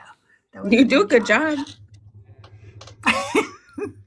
When I was young, I wanted to be a QVC like host. You know, who Oh showed my the products. gosh. I was I gonna could show. imagine that being your dream. This was my dream. I wanted to be the QVC host. And my mom said, you have to sit there and talk like the whole time about like whatever that thing is. That can be really, really hard.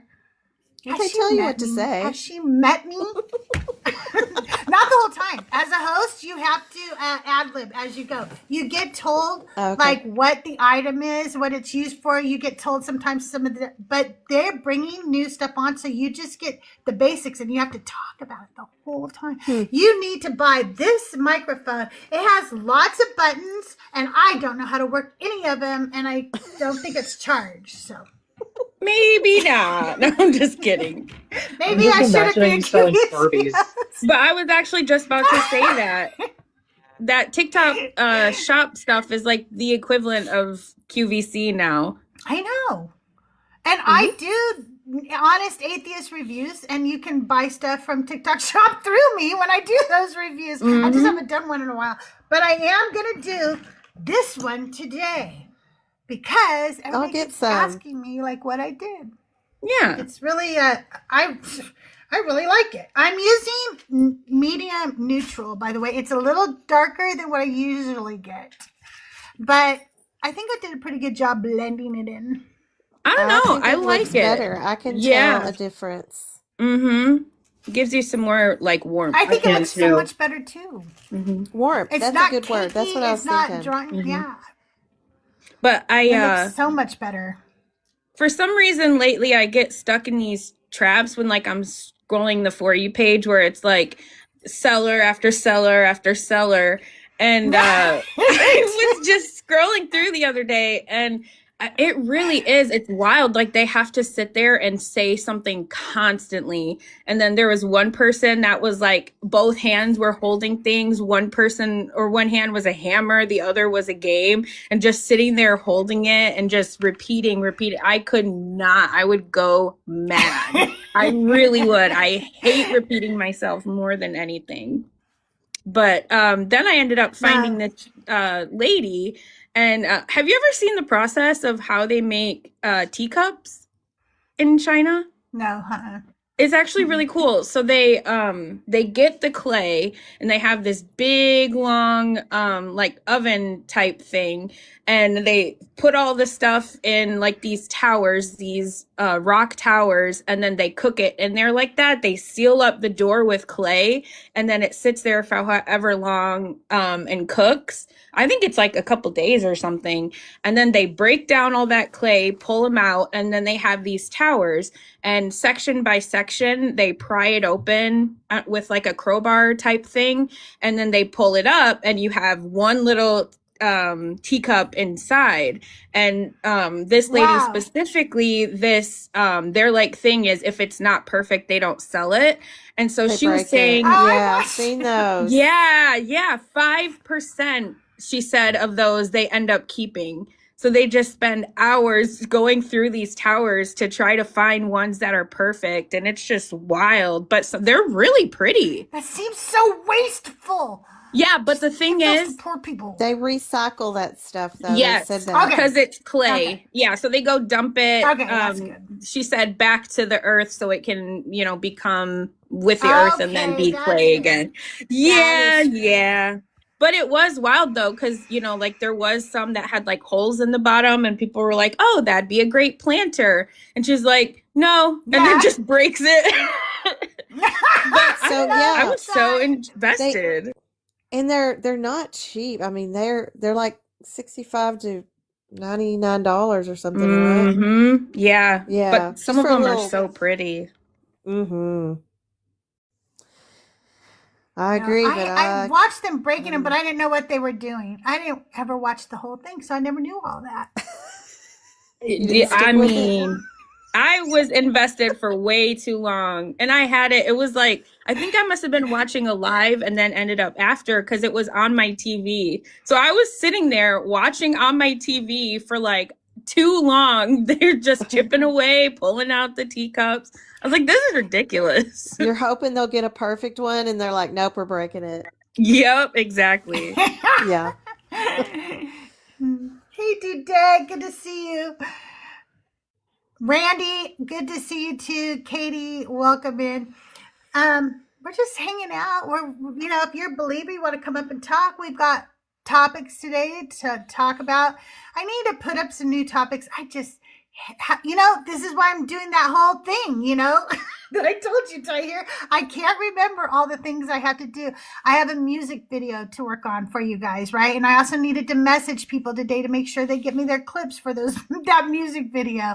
I have a podcast that I record. I have the sermons that I write. Plus, then I do my, thank you, Duda. I do my, little admin duties over on the Deconstruction Junction and things like that. So I'm tired for you. It becomes a lot. Yeah. And then I'm supposed to do these honest atheist reviews, and I don't know, but I am excited, you guys. We are doing a meetup in Southern California. So if you are in or near the Southern California area and you want to meet up, it's very casual. We're not doing a whole weekend thing or anything. This is a very casual meetup. We're going to be meeting in Temecula, and there's wineries there. It's a beautiful area. It's not very far from San Diego, not very far from Orange County. So it will be April 18th. And so if you want to know about the information and you want to come to the get together, join my Discord. The link is in my bio, and then you can check out the California Meetup channel that's in there. That's so cool, Randy. Maybe you can come down for it. If you are traveling to come to it and you need help, like finding a hotel or motel or something, we could talk about that over on my Discord. I could help you guys figure out things.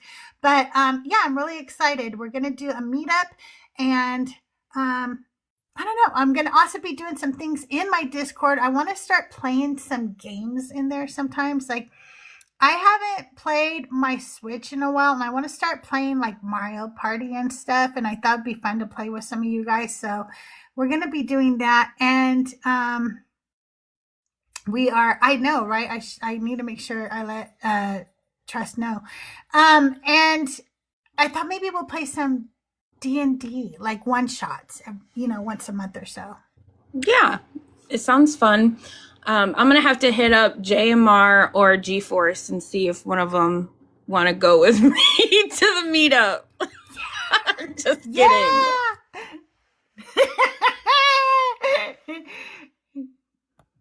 Here's Randy. Hi, Randy. Hello. I'm actually, How are you? I'm great. I'm actually going to be taking a U.S. tour trip. I got laid off recently, which is fine because I'm ready to retire anyway. But I'm gonna be driving around the U.S. So I may incorporate that into my trip.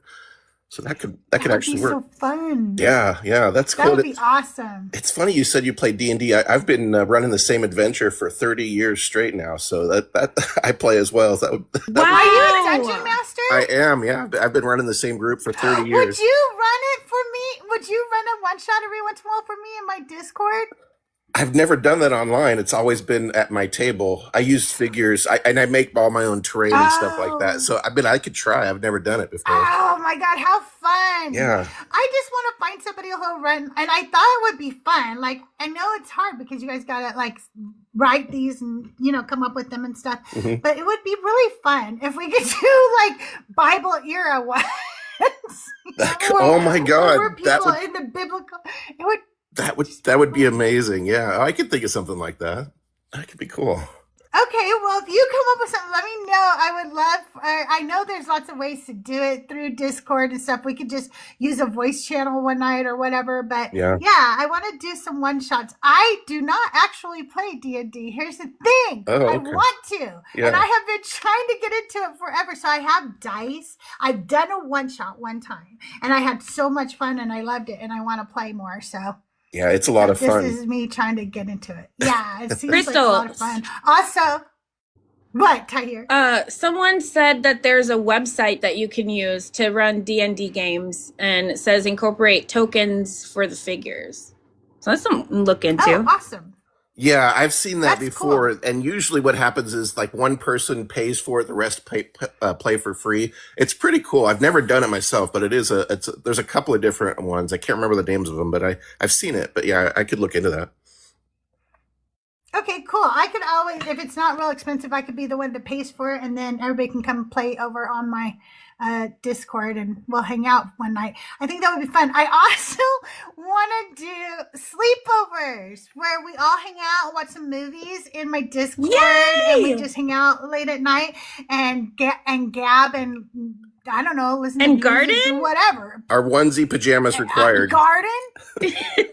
As long as camera's off, I don't care what you're wearing. I do not care. Camera's off, though. Okay. I Rocking think that it would Pooh just Bear. be fun to do some little sleepovers and hangouts. Yeah. You know, in my Discord. So we are going to be doing some more, more events, more things over there where we can hang out and chat and stuff. So I'm kind of excited about that. Yeah. Are you inviting Mezzo too? Isn't he in Southern California? You know what? He'll be there in I'm gonna spirit. tell Mezzo right now. Mezzo doesn't. I don't think that Mezzo likes to meet up with people, and that's okay. Like, Okay. I get that. Like, I don't Yeah. think that's his thing. Okay, but I want to tell you guys something. Like, I don't know. It's cute to me. Like, I just think this is cute. So I had posted the meetup thing, and Mezzo joined my server today, and I was like, Mezzo joined. It's probably because he saw the meetup thing. Maybe you'll think about coming to the meetup. And then Mezzo left your server. Aw. Oh, no. Yes. I was like, I So thought I was close. gonna stick around. So close. I did want to say, Temecula sounds like a painful illness. It does. Temecula? Yes, it sounds like a It's, painful indigenous. illness. It's an indigenous name. I was gonna there's say Shame names though. me. out here, You aren't turned the tables. No. But I'll play. What Tahir? I'll play the D&D if I get to choose whoever I want to be, because I'm gonna go through all the ladies of the Bible and find the one. There's the one. There's one I'm thinking of, but I can't Dibs remember on who Jezebel. it is. Yeah, there you go. That's the one. But there's Vashidi too, and then there's is it JL? Is that no? Not. I don't remember. There's a lot of really good women. Yeah, Mm-hmm. which I'm learning And then through the three auntie sermons. that I couldn't. And the three that I can't pronounce that I talked about today. You did your best. That's all that matters. I did. I literally have to have it spelled out phonetically for me so that I can read them. And if it's not there, oh my God, I will butcher it. Ashley, I made a character once named Sybil Discry. Oh, Discry. I liked your first one better, Ashley. That is A hilarious. bit more fun. I want to say hi to everybody over on YouTube. You guys, thank you so much for joining me today. Inquisitor, Bert, thank you guys for coming back. How are you guys doing today? Good to see you. Research this. Research everything. That's what I say. Research the hell out of it. Draco's, Rose, how are you? Welcome in, everybody. If you guys are over on the Deconstruction Junction Discord, YouTube, and you are not subscribe to my YouTube, could you just head over to mine really quick? I am CrystalJae. CrystalJae, all one word. And just go subscribe over there real quick. I am just trying to get to monetization level over there. So we're getting really close, and you guys can help. Did you see the message? I can't come because I got my Temecula vaccine last year.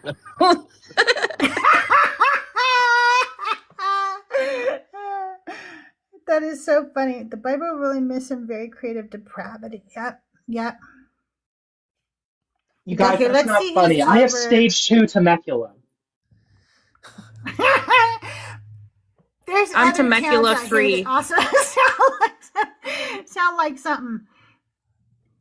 It sounds like a flu strain. He was right. I mean, totally. Researched this. Draco Rose, silly goose.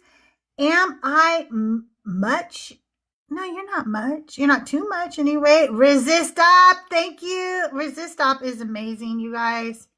Also, if you are somebody who checks, out my YouTube regularly and you want to be a mod or you want to help me with that, you know what? I need all the help I can get. So just let me know. Just let me know. I see you switched over, and I appreciate that. I really do.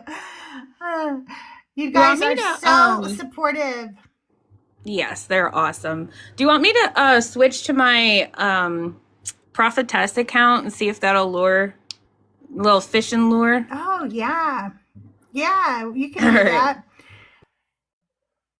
I am going to be live for about 45 more minutes, you guys, unless we reach the gift goal, which is, your gifts are very much appreciated. They're never, required, but they're much appreciated. Also, if you want to support my podcast, my music, any of the things that I do, you can do so by the links in my bio. There is a Throne account there. The Throne allows you to gift monetarily or even send a gift if you want. And those gifts help me upgrade my equipment and help me be able to create more for you. So don't forget to go check out Auntie Sermons, the podcast, everywhere you listen to sermons. No, everywhere you listen to podcasts. Hopefully you're not out there just listening to sermons. Oh, absolutely.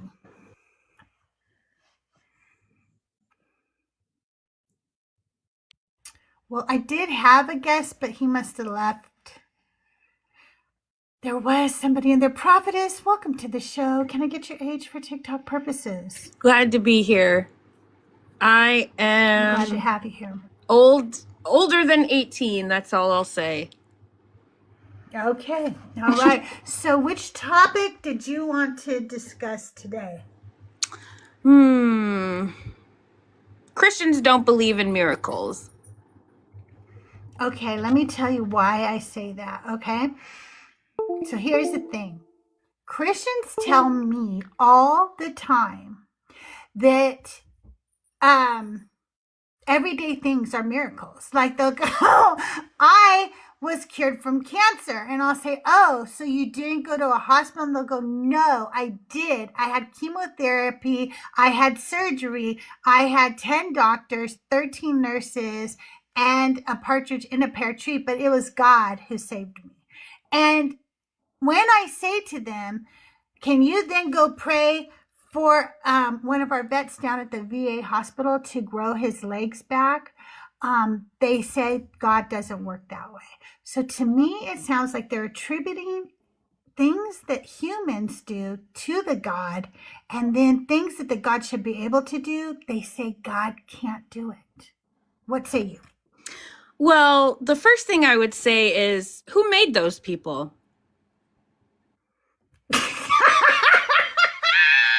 Their parents. Their parents made them through intercourse. Who made the parents? Their parents.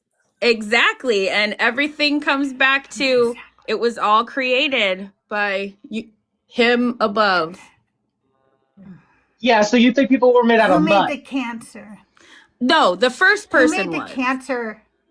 Who made the cancer? Sin.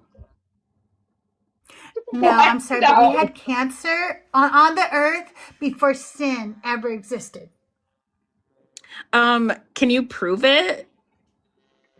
Yes, it's in dinosaur bones. Yeah, well, who's to say that the dinosaurs weren't still around? We just Did they didn't break a know. covenant with your God? Is that what wiped them out? They broke a covenant with your God? What do you mean? Well, obviously, Yahweh likes to wipe people out for doing nothing. So maybe Yahweh was feeling frisky one day and was like, you know what? I've had enough of y'all. Smack. Is that what Yeah, happened? exactly. There you go. Yep. Right. So the dinosaurs had It's like, cancer. What did they do to piss off Yahweh? Ooh, you got me. I don't have anything for that. I really don't. I don't. Was the devil around She back then trolling. too? I'm on the fence, okay? Listen, I try. What kind of fence is it? Is it sharp? I think you should get down.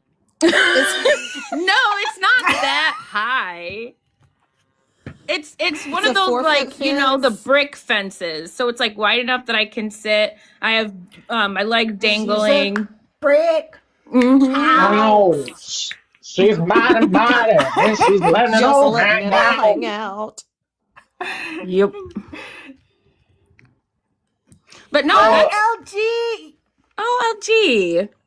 I think you should Humpty Dumpty lean off this edge, girl. You don't need to be up there. I know. Every time I try to have these conversations with atheists, I lean more and more that way. But Well, you should lean until you fall over on our side. hey, We'll catch you. I'm lopsided. I'm getting there. I am. We got you. We got you. Come on over. But that's what's so Think about how hard. hard it was for the Like- dinosaurs. Hmm? I was saying, think about how hard it is for the dinosaurs when they lost their faith. Right. Open the door. Get on the floor. No, but that's what's so Everybody hard is about a these. dinosaur. Like when I do this and I do try to engage in like the prompts and stuff, it really does get to a point where I'm like, I literally have nothing. Like, even if I try to Right? put my Christian hat on, I got nothing unless I start diving into some like thought terminating cliches Dark or shit. something. Oh yeah, and dark shit too. Yeah. Dark Or shit. conspiracy When I theories did like, the there's no such Deaconess- thing as dinosaur bones. Those are made Mhm. up. when I would portray the deaconess, oh my god, the shitty things I had to say. The shitty things I had to say. Like when they would tell me, like, you can't talk. No man has given you permission. I would have to say, no, my husband is sitting next to me. He said I could speak. Ugh. I thought Yeah. that was hilarious. He was like, yes, I let you speak. Ha! The one time he can actually say that. Yeah, exactly. That's funny. So they had to listen.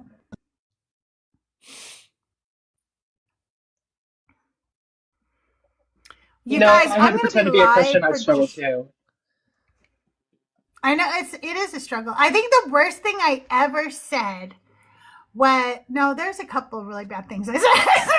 But I remember one that got everybody really, really, really mad. So we would go live and we would pretend we were Christians, and then we would say the most ridiculous things you ever heard, and atheists would get mad at us because they really thought we were Christians, and Christians would get mad at us because they were like, we don't think that, and everything. And so it was like, it would be hilarious fight in the audience. But one of the worst things I said one time was, I said, people will say to you that, like, you can't just like get rid of family. You can't just throw them away because they don't love Jesus the way you do. But honey, I'm going to tell you something. They're not your family. They're heathens. Ooh. Oh my god. Ooh. That's horrible. That hit I home got for so me. much anger. I got so much anger from people for that. And I was like, oh, okay. That was pretty bad. Yeah, that just fired me up, even though I know who you are just now. Like, it's like, I'm ready to fight. I think my hot take as a Christian that would get people mad was whenever people would say stuff like, just because I have tattoos doesn't mean I can't be a Christian, I would be like, actually, there's a lot of scriptures that say you shouldn't have tattoos if you're a Christian. And they would not like that. Wait, I want to know because we had this conversation recently. Somebody said it was not against tattoos, but against like scarring yourself or something. Self-harm. Oh, scarification. Because that's like something tribal. Like sometimes you'll see that in like certain indigenous cultures. Like they'll scar themselves. Like there's like this one African tribe. Like they will intentionally use scarification to make their skin look like reptilian, like crocodile skin. I know it's a thing, but there are, from as I Are there recall, it's been a Bible while. verses against tattoos? And if there are not specific ones, what are the verses that people use to say that you can't have tattoos? And what does rabbinic teaching say about those? Not robin egg, rabbinic. Robin egg. That's cute. I laid an egg, everybody. Because doesn't Rabbi Hana have the tattoos? word rabbinic. Yeah. I'm Crystal, pretty how'd sure you get she my eggs? I got That's your funny. eggs, Robin. They're my eggs, Whenever not I yours. need teachings, I always look up Robin egg teachings. Okay. Leviticus 19:28. You shall not make any cuttings in your flesh for the dead, nor tattoo any marks on you. I am Yahweh. So I think sounds it like was tattoos to me. I think it was a pagan ritual, and they were trying to make a rule against it. Yeah, that's most likely what it was. It was like these heathens, these pagans. They do this, so we're gonna be different and not do that. I think Yeah. that's what it was about. But then I guess Just there's a bunch of old BS villainizing. stuff.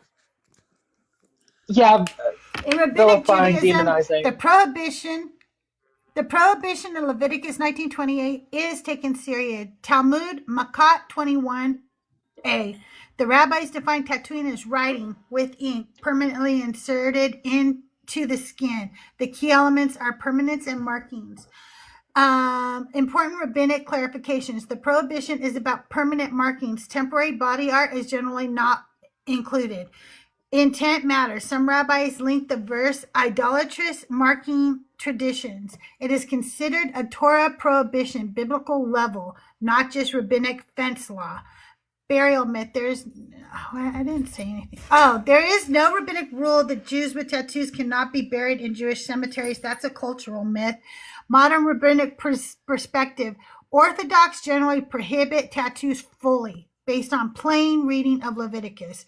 Conservatives still prohibit, but pastoral sensitivity is applied, and Reform often view it as culturally contextual. Some permit tattoos if not idolatrous or self-harming.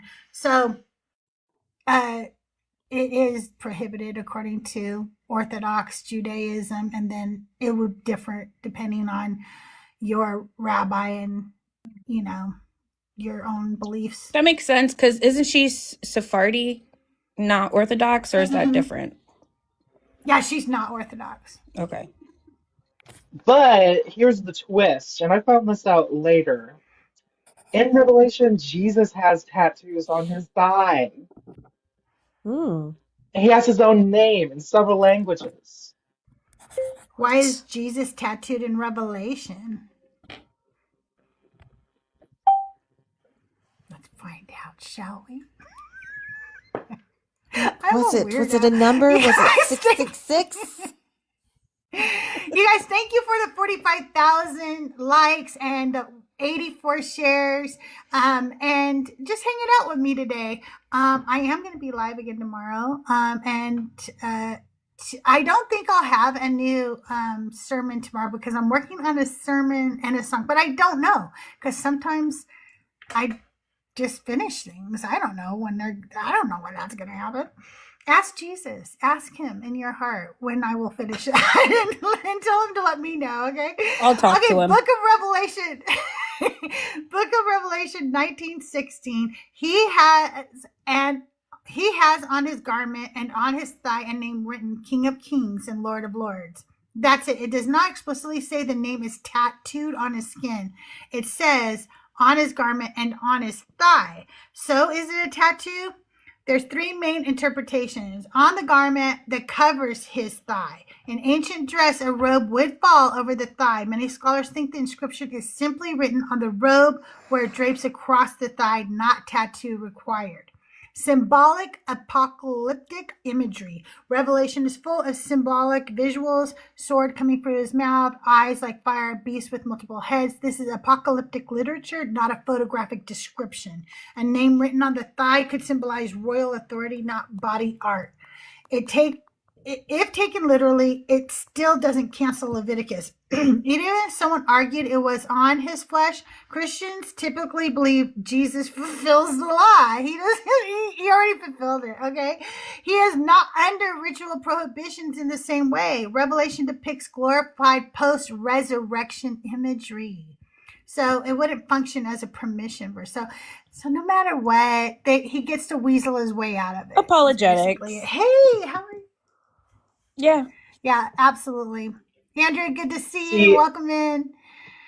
In my imagination, because as you know, like the robe that he wears is supposed to be like this blood-stained crimson gown. I'm imagining him in like a Jessica Rabbit slit dress where I can see his tattooed thigh. Well, yes. I did kind of have that thought though, because it seemed like in my mind it was first like the garment and then written on the garment over his thigh, but then it also says and usually signifies different things, you know? Right. I agree with that. I noticed that too. I think it's written on his thigh. And so long hair. I think we all know who did it. Oh Lord. Garden boy? Favorite. Yeah, probably the garden boy. Oh no, not the little boy in the garden he got caught with. With the kitchen knife. The kitchen knife. Oh God, no. In the garden. Yes. Are you doing that So weird? It wasn't Colonel Mustard. Who does that weird voice in that song? But in the garden. Yes. You know what I'm doing. Yeah. Tiny Tim. Tiny Tim, thank you. You guys can't even be this old. How do you guys fucking know Tiny Tim is? Well, that's a little scary movie called Insidious. It was in the first episode of SpongeBob. That's how I know about it. Oh, what the hell? Oh, what? The way you learn things. I would say that's learning it through the grapevine, wouldn't you, Crystal? Yes, I did not know it was Insidious. I did not know that. But It's also an Insidious. Knew who Tiny Tim was because I grew up when Tiny Tim was famous. I never understood why he was famous, by the way. Did you ever see him perform that song? Oh yeah, he was on TV performing it. What did people say back then? Like, was it, because it is different. I was a child and I thought, what in the fuck are we watching? Right, honestly. I thought he was a weirdo, okay? And I didn't understand. I did not understand why. I thought, I couldn't understand, like, is he a comedian? Is this real? Does he think he's good at what he does? And I don't think I still really understand what his whole shtick was. I don't know. I liked it only because my dad got so irate about it. He was on Johnny Carson, and my dad loved Johnny Carson. Yes. He was so angry watching this guy, and I loved it. It was just seeing my dad get so that's funny, just upset, butthurt about it. To me, it looks like a fusion between Edward Cullen and Weird Al. Like if they somehow were merged into one. With a touch of Dracula. Yes. It's so bizarre. Well, that's where the vampire, I want to know what Cullen thing was from. Yeah.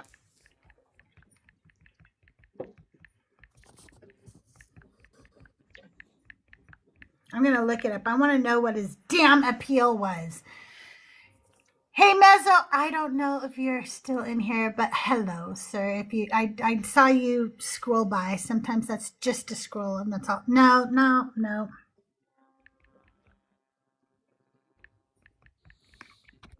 Oh, we love Twilight in here.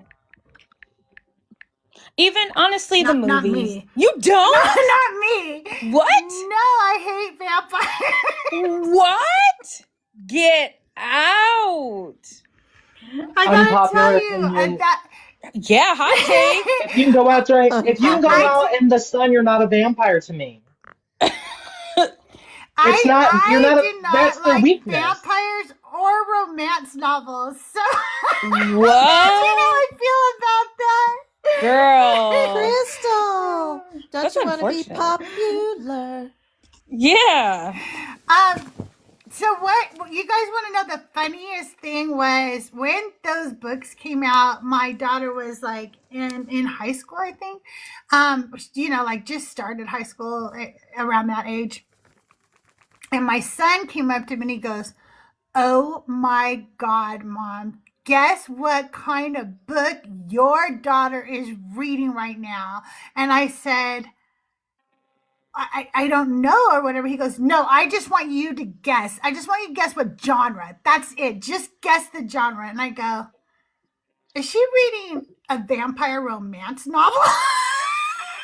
Oh my gosh. You're like, that's the And he worst. goes, "Yes." And I was like, there's no way to. So, but I always encourage my kids to read. They read whatever they want. I don't care as long as they're reading, right?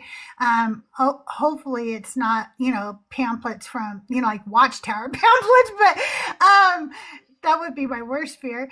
But no, I don't like them, but I'm okay that, other people like them. It's just not my cup of tea. Okay, but wait. Have you seen any of them?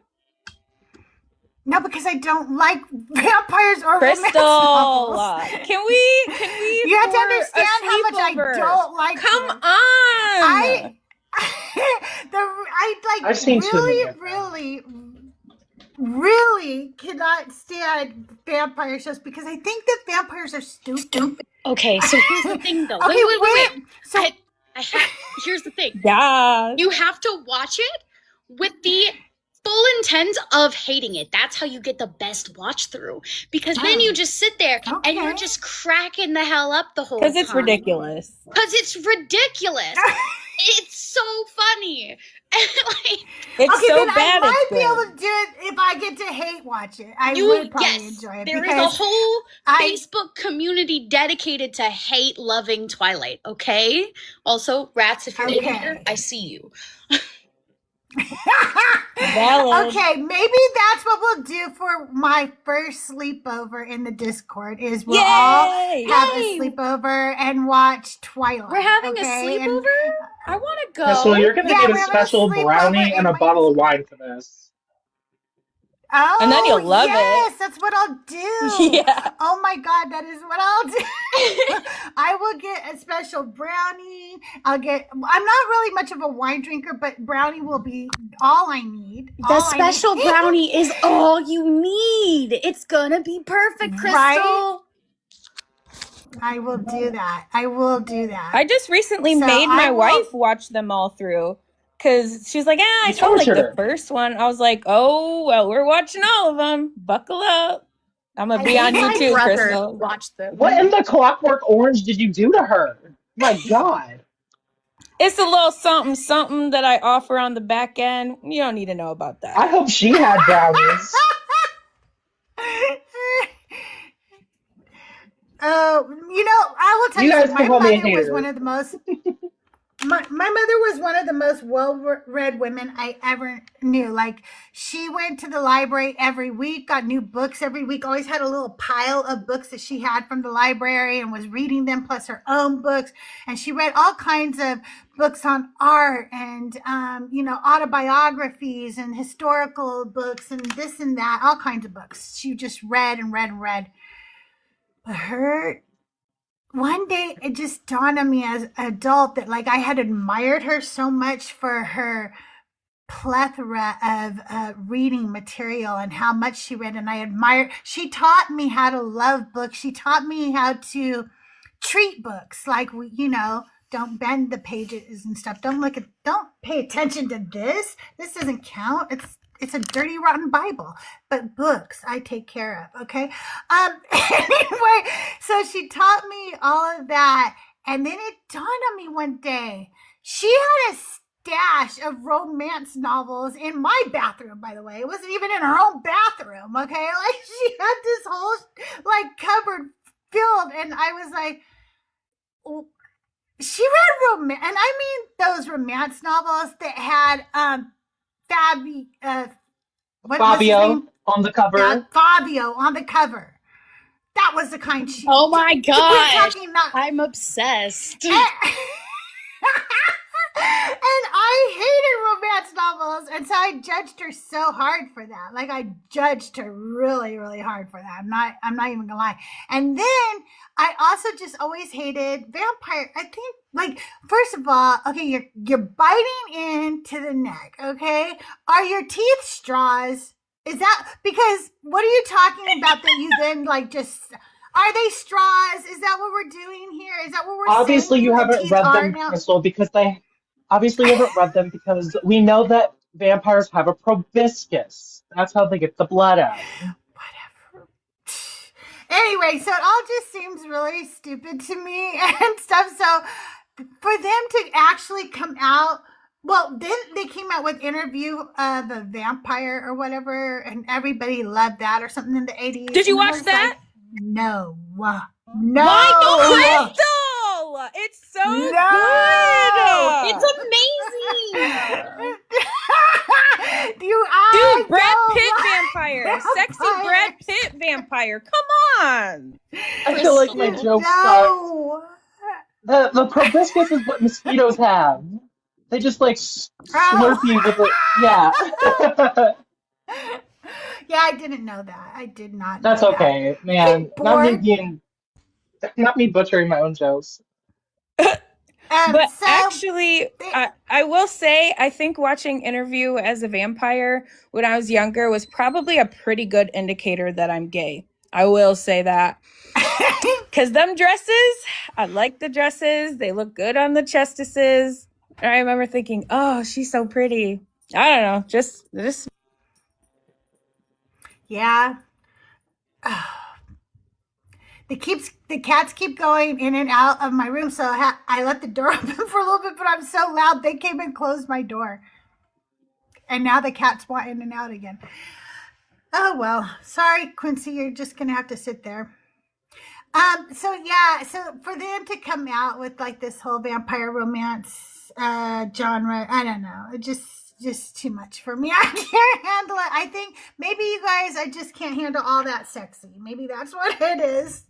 Maybe. So my two biggest critiques of it are, firstly, I have three. So my first one is if you're unmed, you know the word I'm trying to say, I just don't want to get go out in trouble. If you're unmed, then you're cold to the go out in trouble. Imagine the embrace of somebody being cold to the touch, being like pleasant. Secondly, there's obviously some I forget like the blood schmetish word, but obviously there's a lot of that going on, and that's like super not me. And then third, and this is just my opinion, if you're a vampire, you go out in the day, you're not really a vampire. You might be deathless. Damn it, I said it anyway. You might be unalive, but you're not actually a vampire. Have you read or watched Twilight? I've seen most of the movies. Okay, because they answer those things, especially in the book. Ice pee. It sounds like this sounds like vampire apologetics to me. Hi, Mezzo. Welcome to my show. Yeah, Crystal, I just got to say, I'm on your side with this. The vampire thing never made sense to me. I love a Frankenstein. It's not like, don't get me wrong. Oh, you like that monster smut. Yeah. Got I'm it. into stuff, but just vampires and zombies too kind of just never did it for me. But vampires are just like, they take themselves so seriously and they're so silly. They're so silly. Right? Okay, hey Mezzo. This So is Mezzo so silly. is Frankenstein the doctor the villain, or is the monster the villain? No, he's Frankenstein Jr. The monster is Junior. He Okay, made him. he's It's like Junior. it's his son. Yeah. But he's not the bad guy, right? Or is he the bad guy? There's no bad guy in Frankenstein. I don't The villagers there's no are the bad bad guys. Like the guy. people, humans are the bad guys. That's why it's Okay. more interesting. Got But I it. will say, Crystal, if you haven't seen What We Do in the Shadows, you should can't stop That this. is Stop this live right now and watch it. This is a vampire show totally worth watching agree. because Totally agree. Okay. well, because it's it's like it's The Office with vampires. And they know okay, I would it's silly like that. and they make fun of it and it's so good. It's just like literally one of the best shows that's on Hulu or anything. It's so good. Okay, I have to Yeah. watch that. I will Add it like to my that. list. I prefer the Cosign. vampire version of Days of Our Lives, known as True Blood. I find that one much better. I True am obsessed with Blood. True Blood. Yes. We love vampires I here. can't believe all my friends like vampires. Y'all are weird. True Blood's okay. I like True Okay, Blood. but here's the thing. I read the True Blood books. I stole them from my mother in like middle school. Okay, so I'm struggling with the show a little bit, but it's okay because the books are so amazing. You you were a little young for True Blood. That's why I stole them. Oh, you weren't supposed to read them, and you No. you just I took like them. the Righteous Gemstones. No, bro. Does anybody watch the Righteous Gemstones? That's what I like. I don't think I've ever Do even none heard of of you that. watch it? No. The Oh. Righteous Right. Gemstones sounds like a Steven Universe spinoff. No, it's perfect television. It's really like It's yeah. so good. It is so good. You guys, it's about a family who runs a mega church. It is so good. It is so good. You guys should watch it. I don't know why none of you are watching it. Where is it? They're What's it busy streamed with on? the vampire stuff. They don't have time. The Yes. vampire stuff does take up a lot of my time. Yes, there's a lot of it. Crystal, Lots of just good tell stuff. them that half of the characters suck blood or something like that. Hey guys, half the characters suck blood in Righteous Gemstones. You're gonna love it. Be Oh my God. disappointed. Prophet, are you in the Facebook group for Twilight? No, I'm not, because I'm not a hate watcher. I'm a love watcher. There's some love watchers there too, but we make Oh, some maybe I great should be. memes. No, I love the Twilight memes. I do shit love the posting, memes. dog. Twilight Yeah. shit posting. Find But it. the You'll fact be that red. yeah, there's good ones out there, gems for sure. But the fact that Mezzo's too cool for zombies, like, ugh, eye roll. No, I mean I'll watch a zombie thing. I liked the zombies from Game of Thrones. And sorry, it's real loud where I am, but it's just that's not my thing. I think the thing about vampires that you guys like is that the people who play vampires are casted. They're hot people, Yes, Yeah. correct. right? Like Yeah. zombies, you don't get that as much. Frankenstein, I think you should get it more. I would think you could get a. In fact, since he's made up of multiple people, they should get like a bunch of hot guys together to be like Frankenstein. They could use different parts of different guys. So they're doing it Would you wrong. guys- See, I think that's why I liked Rocky Horror Picture Show. I mean, because give me a damn break. He Oh my was, like, God. perfectly cast. Love Right? it. I'm just Yes. saying, you guys wouldn't like the vampires, Loved but they look like Chris Farley and Danny DeVito. Yep, you got me Yeah, there. that's just literally like it's a troll. Like it's just the same exact thing, but they just call them trolls. Yeah. Yeah. I don't Okay. know. Yeah, for sure. Andrew's mentioning Blade. I think was Blade the Daywalker. I think that was pretty Yeah, cool. that was his power. He had all the strengths of the vampires and none of the weaknesses. He was the chosen one. Okay, I think I remember seeing that. That's a Wesley Snipes. That's probably the I most even never Oh, thought he's like so that. cool. I don't vampire I think ever vampires watched. would Yeah. fuck with me. Oh, I Okay, watched what Vampire about in Brooklyn. Oh, I don't know what that is. Look, I do have a favorite vampire, though. It's the Count from Sesame Street. From Sesame He's Street. my favorite. Stop. Of one. Was he a vampire? Was he like a blood-sucking vampire? Like he was No, like he counted. He counted. He was called the Count. like his victims, like he would count how many corpses he had Yeah. laid up in his. Yes. Jeez, Well, He probably just ate rare steak.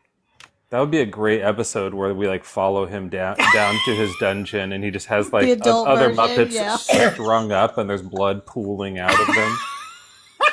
How many BDSM slaves do I have? A 1, a 2, a 3. That's great. That's perfect. As it I'm, was I'm ruining. burning my stir fry. I have to leave, but thanks for having me. Bye, everybody. Thanks for ruining my childhood, Nuzzo. He's just crushed my whole childhood. Thanks a lot, Nuzzo. Bye. He ruined everybody's childhood now. I'm going to clip that, and I'm going to ruin everybody's childhood by clipping it out. Okay? So don't worry about it.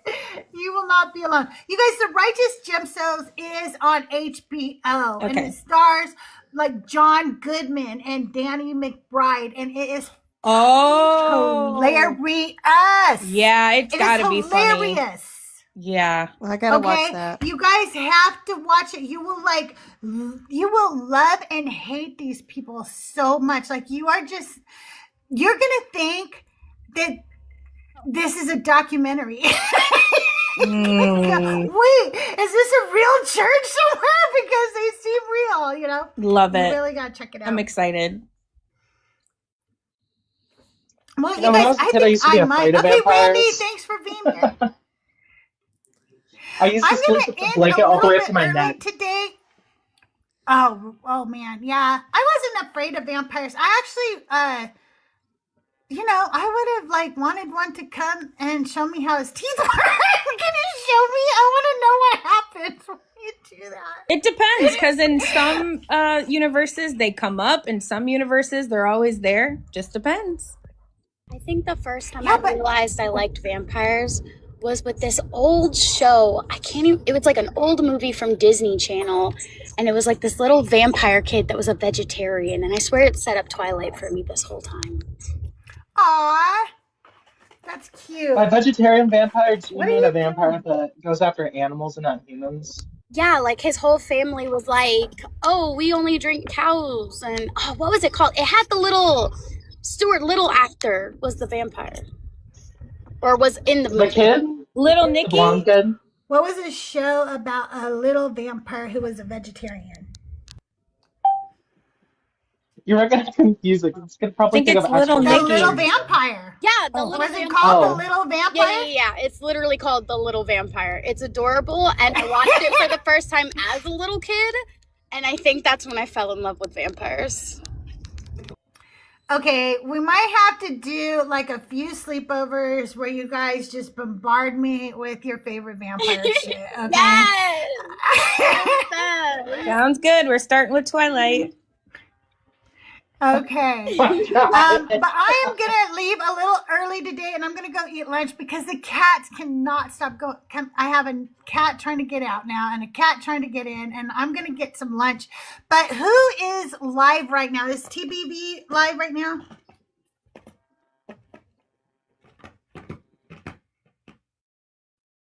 Yeah, Trust is live. Yeah, You guys. Mama Bash just sent me her little clip to go in the video. I've got to work on that. Yay! So that's another reason I'm leaving, because I have so much to do. So I have to do that thing to get my whole life in order. And then I got to do the video, and I've got a song and a sermon to write. So I got a lot up my sleeve. Thank you all for being here. Bree, Tahir, Robin, Jerry, thank you so much for being here. Everybody in chat. I will see you guys tomorrow at 10 a.m. right here.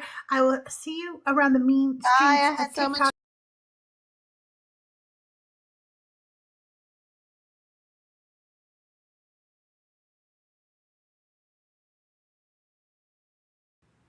That I guess I would say that warps it, honing down what people can even imagine to be good or evil into these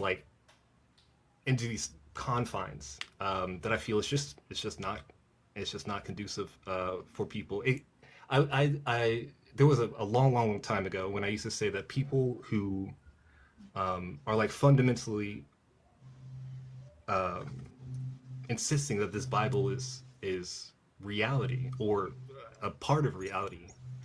Um, it gives you ways to like whittle away at your own mind, to like trim and prune and and cultivate it smaller and smaller and smaller until you have a full adult human being with a mind like a bonsai tree, right? An almost perfect replica of what you would see out in nature, or even more aesthetically pleasing, even.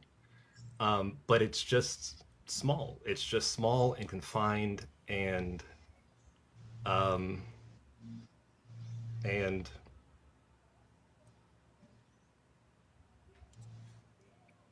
and unable to grow to its fullest potential, or the potential that I had as a seed.